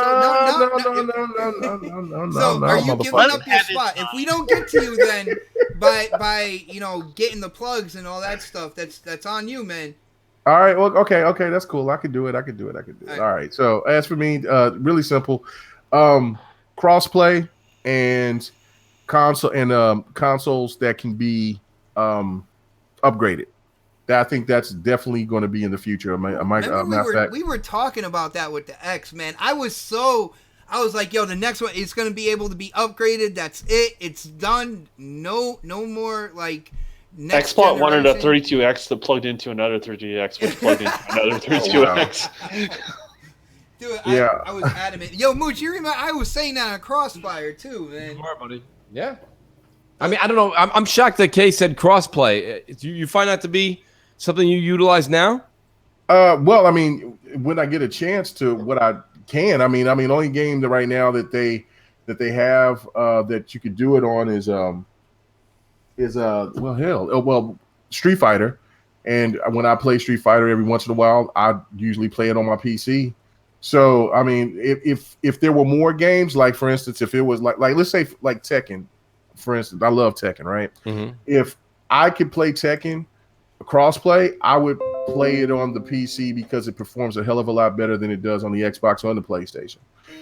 Just to me, crossplay is longevity for certain games like fighters, like racers, that people can keep on going back to play, and it doesn't matter whichever platform that the people will buy it on. If you have like, let's say for instance, for game sales, like there's been like Xbox had one hell of a sale. I know PlayStation had a sale, but Xbox Ultimate sale was 10 times better in my opinion. Yeah, it was a great sale. And let's just say that there was a whole bunch of people that didn't play Injustice, right? They were interested, but they didn't want to pay that money for it. So when you seen that deal for it and you got it, and if you can cross play it, it may be dead on PC, or it may be dead on, let's say, PlayStation or PlayStation, or just one platform or whatever. And if that would gain more people to come and be more attracted to play that game when you know that you have crossplay. That goes with sports Sir games as X-Men. well. Yeah. yo, Sir X-Men hit up the super chat. He's like, here, K-Mega. Sorry, Mooch, it's a brother thing. Hey, let's go. Hashtag save lock. No, I'm just saying, thanks, sir, man. Come on now, don't do that. Don't start labeling me then. Why do Anyway, people give K-Mega so much fuel? I don't get it. no problem. I mean, look, you know what I'm saying? Look, this is we have my Caucasian brothers here, and you know what I'm saying, this could turn into a Kaepernick situation real quick. So I don't know. Anyway, Okay. I'm just fucking with real. I just think crossplay is the future. You see a lot of you see EA coming out and they're talking right. about it moving forward, and that's a big publisher right there. I think more and more publishers, more and more developers are gonna kind of fall into that line, which is gonna force something to be done on Sony's side. Forced. Right. Well, I mean, okay, listen, come on, crap. I think it's just beneficial for a lot of games out there that become stagnant, that will bring new life to it just because of price drop, or if it comes on Game Pass. Xbox sees that there's a lot of opportunity for this, and it includes a lot of gamers to play with gamers on PC. I think this is you know what I'm saying? I think this is great for gaming. Now, of course, PC, they gotta moderate, man. They have to moderate. I definitely agree with that. They have to moderate. But just think about 4 years from now, when a lot of people may think the Sea of Thieves may be dead. If you have that game crossplay, which you do right now, then just think about how many more people can be able to continue to play that game, or if you can add mods and things like that. Right. And then you can, Xbox is adding mods to certain games, like, you know, with Skyrim and other games. Like, if you can put some of those mods on fighters and bring those over, that brings a lot of longevity to racers, to fighters, all of that type of stuff. So crossplay is definitely the future. Also, it's Phil Spencer alluded to it himself. Is that about customizing hardware? And that, to me, is probably going to be the future going into the generation after next, is because it's cost efficient. Whoa! You said generation after next. You're going too far right now. No. I just think it's cost efficient. How was your experience on Sea of Thieves with crossplay with that one time we did the Crap, you hear me trying right now, right? Crap, you hear me trying, man. Well, no, it sucks, man. It really does. I mean, well, there was some problems, but I think, like I said, if you moderate, it'll be fine. All right, yo, Dark, what do you think moving into next generation? What do you think the theme is going to be going into next gen, man? Do you want me to speculate, or do you want me to be like? Of course you're gonna speculate. Do you know something we don't? Because if you do, then you can share that with us too, man. I'm saying. I mean, do you want me to be like? I mean, I don't really understand. Dude, your the question. time is ticking. You got about 2 minutes. All right. I'm just messing with you, dude. No, you know what I think. It's so hard to see what they do next generation, but I know what I want next generation, and that's more IPs. I mean, I want something new. I want something that we haven't seen before. 5 studios. 5 studios on Xbox. I'm right there with Don. Like, I love Quantum Break for what it was. You know, it was the whole TV aspect thing was kind of like, I didn't really like that as much. Dude, a couple years down the line, people are gonna look back at Quantum Break and it'll finally get the respect it deserved, man. I mean, it wasn't to the point where it was boring enough for me to be like, ugh, I hate this. This is stupid. Like some of those people who did the review on it, Angry Joe, who was like sitting there, falling asleep while he was playing the game. It was just like, he said Hangry Joe. Hangry Joe? Yeah, I did say Hangry Joe. I just want to see something, fresh and new, which we haven't really gotten in the past couple of years. Because I mean, I think they're a little bit, kind of not necessarily scared, but I think they're more along the lines of like, well, it didn't sell that well, so we're not gonna try to take a chance on something new. Gotta take more chances, man. Like, which new IPs don't do that great to begin with. Exactly, and that's what they need to do. Hopefully we'll see sequels to things that we did get this generation that were like Sunset Overdrive. Hopefully we may get a sequel to that. I hope. I don't know. I hope so too, and I know Insomniac wants to do it. So hopefully we will see it. Whole resolution, 60 frames per second thing, that doesn't really bother me. I mean, I see where the argument is, and I would definitely like to see 4K 60 on most games, not all, of course, because that's never going to happen really, until probably the following generation. But yeah, I just think that next generation they just need to focus more on the games. Nice, man. And as you were talking about that, I did bring up the gameplay poll, and right now K Mega is in the lead with 43%, followed by Dark Optimus in second place right now. So, guys, I'm surprised. What's the prize? I know. I said I'm surprised. Oh, I thought you said what's the prize. I was like, respect. I don't know.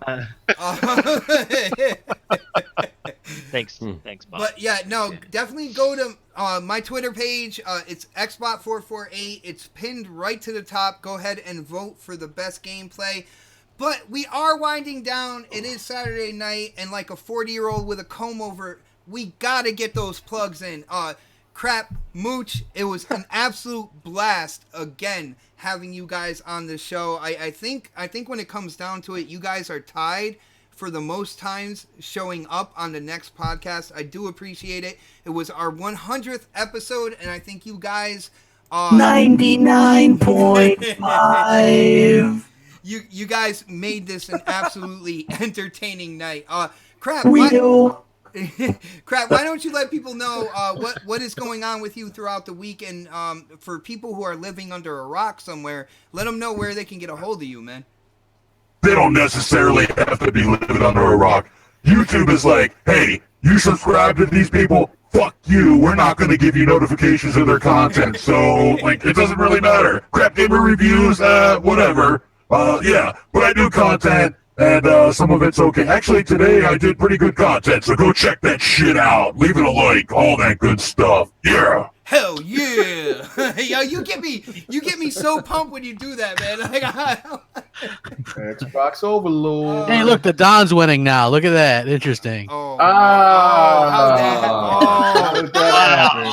Thanks. I feel like there was some collusion. That I don't know, man. Accounts just. Hey, listen here. I don't know anybody from Russia. Collusion. Hey, Mooch. I'm gonna start calling them you guys Boris. Mooch, again, I was doing a YouTube channel for a while, but you are the one who reached out and asked me, to come on next podcast. On the DMs, I was a persistent little bastard at points in time. Like, when are you gonna have me on again? All this good stuff. I do. No matter what, I'm always going to recognize like what you did for my channel, what you did for me. I really do appreciate it. Thank you for being on the show, and let people know how they could get a hold of you, man. Thanks, buddy. And honestly, like you said, it's from day one all the way till we're still doing Crossfire together, buddy. And Crossfire. So that's not going away. But where people can always find me is Mooch78. It's my YouTube channel. Go over there. Hit that bell. No matter who you subscribe to, hit the goddamn bell, or even then you still might not. I don't know. It doesn't matter anymore, right?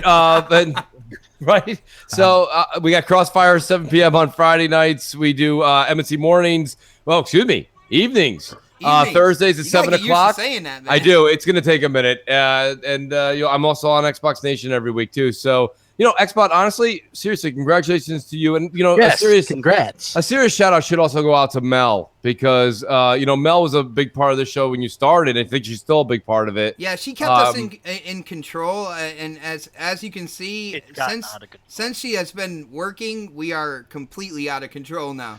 Like, she's awesome, man. And I catch her on the morning show as much as possible. I'm at work at that time, but we need more Mel on next podcast. I think that would be right. Absolutely, guys, hit up Twitter and let O Snaps know that she needs to be on the show more. I would really appreciate that. Yeah. Yes.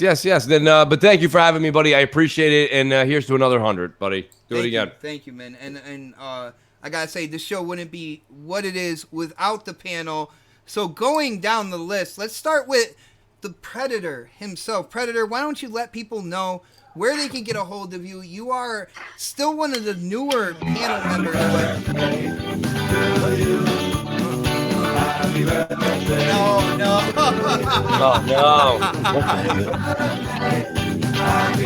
No, was he waiting? Happy birthday to you. Were you waiting like the entire time for the? He was waiting for Fred's outro. It's like I'm gonna do it when Fred But has to go. Fred, like I was saying, man, like you're one of the newer members to the panel, but you put in so much work. You and Dark. It is great having you guys as a part of the family. But go ahead and get your plugs in, man. Predator_H2S on Xbox, on PlayStation 4, on Twitter, on YouTube, pretty much everywhere. Catch me in everybody's chat during their podcast if I'm not on it. Thanks for having me on again another week. Down the road, vote for Pred. And I gave out 3 games. I'm sorry, not 3 games. 3 codes in the chat. I don't know who won them all. They didn't mention it. Nobody said anything about winning either. They're just like, I won. That was Mooch. He's got all 3. He just doesn't want to say it. He's like, You already know. Someone won the second one. He chimed in, but I don't know who won the first and the third one. But nice. Well, go ahead. Oh, that was it, man. Next week. See y'all. All right, and with you saying winners, shout out again to Chris Cruel, a.k.a. Chaos Gamer. He is the newest owner of No Man's Sky on Xbox One. I hope y'all have a lot of fun with that game. Let me know what you think about it on Twitter. We do follow each other. Great. It's great. Great. Great. And again, Dark Optimus, like I said, man, you and Predator, newest members on the panel, but you are family members. You guys put so much work in each week. Who is doing the music?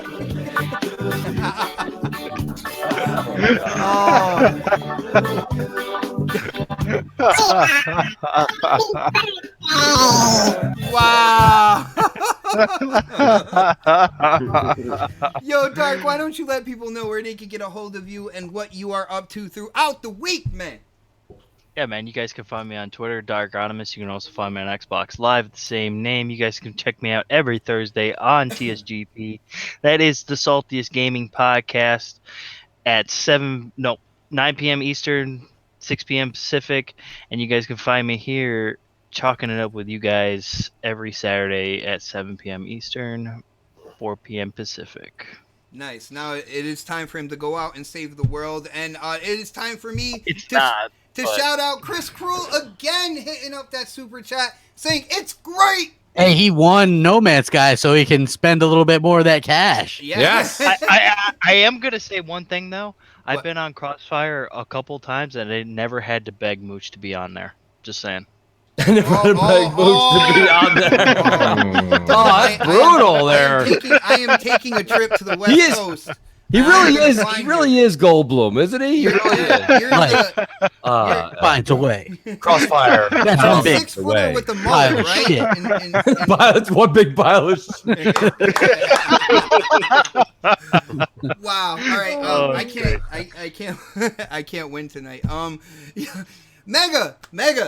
What up? Man, it has been a long trip. We did 100 episodes. Look for me on the Republican. I'm gonna be on the Republican because I'm a Republican. Watching Rachel Maddow. Yeah, watching Saving Locke. We're doing it all. We're doing it live. Hey, Mega. Wow. All right. Thank you, Crap. I mean, that's what we done after that. Anyway. So, Mega, I was going to say, after 100 episodes, are you ready to retire, or are we going to do 100 more, man? No, man, we're going to do it till the walls fall off, man. I mean, it's been a pleasure. It's been a pleasure, man.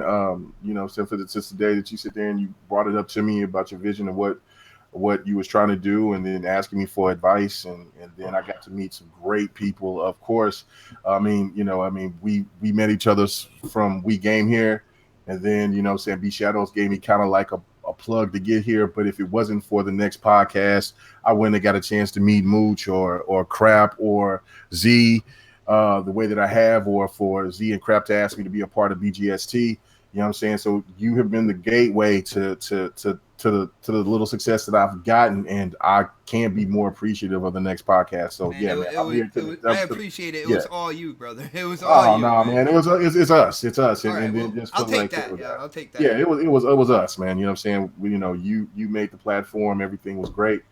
And you know what I'm saying? And I got to meet the Don, and we could do the Dev and the Gamer and everything else. And if it wasn't really for the next podcast, there really wouldn't be no GRG. So that's the beauty of it. And you know what I'm saying? Like I said, we're gonna do 100 more, man. I got you back until the wheels fall off. That's for damn sure. So yeah, man, check me out on my podcast, on my shit, man. On my podcast. Yeah. Am I on again? Yeah, I'm on. Bro. Yeah, check me out on my channel.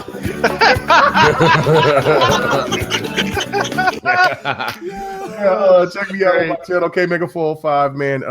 Check out the GRG podcast after Crossfire. It is wild. We have a great time. You know what I'm saying? Big shout out to Grown Women Gaming doing their thing out there. And for everybody that's a crew of the GRG. BGST, we still doing our thing, of course. And the next podcast, man. You know what I'm saying? It's all gravy, man. And Intro Media Gaming. Cannot forget them as well. If you weren't going to call them out, I was going to call them out right after. No. I'm calling out my crew, man. So, yeah, man. Thank you so much. Nice. Don, dude, you're the longest running special guest ever. I think I'm going to keep that going, right? As long as I can. Honestly, it's such a funny original story. There's such toxic stuff in gaming, unfortunately. And so I didn't want to be too much in the public. And it's honestly opened doors in ways I'd never expected. This podcast, right? Specifically. And then everyone else has had me on guests on other podcasts and stuff like that. So I'm committed to it now at this point. And I look forward to doing next podcast every week. Mm-hmm. I was almost in hospital once when I was going to do the next podcast. There are so many things that have happened like in this show. It's absolutely incredible, man.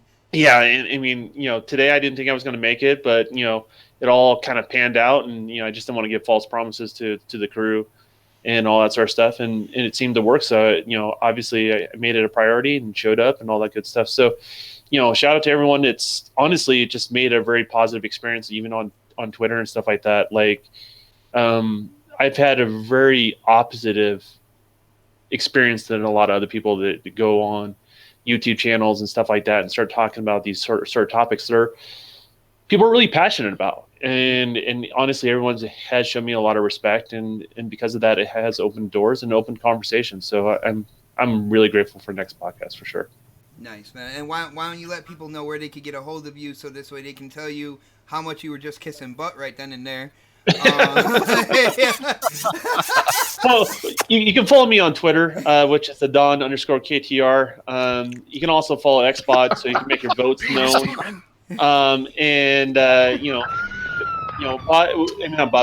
Crap, who should they vote for? I can't stop. Vote for the Don. There you go. Get that vote out there, man. Anybody that has a ship called the Republican, they're going to be quality people. Get out there and vote for the Don. Let's go. A vote for XBot is a vote for freedom. I just want to let you know that right now. No, the vote for freedom. Oh, hold on. I'm not even in the voting. But a vote for Dark is a vote for America. Oh my goodness, guys! Again, in the chat, vote for anybody else except for K Mega is for world hunger. It's for world hunger. It's for world hunger. A vote for K Mega is a vote for Trump America. Oh shit! It was a lot better than the first time we did it. Somebody said a vote for K Mega is a vote for Hitler or something like that. Yeah, that was wow. Yeah, Where did that come from? It went left really quickly. But yo, guys, again, everybody in the chat, everybody who checks out this show, thank you guys again for all your support. We hit 100 episodes. We are all looking forward to doing another 100 for you guys. Guys, on that note, it is Saturday. The gamers got a game. And we got a drink too. Gotta get the controllers That's right. in their hands. I am gonna say it the way I say it every Saturday. We will check you out next Saturday for the next podcast. Have a great weekend, everybody. Peace. Later, guys. Good night, everyone. Peace. Hell yeah, we doing it.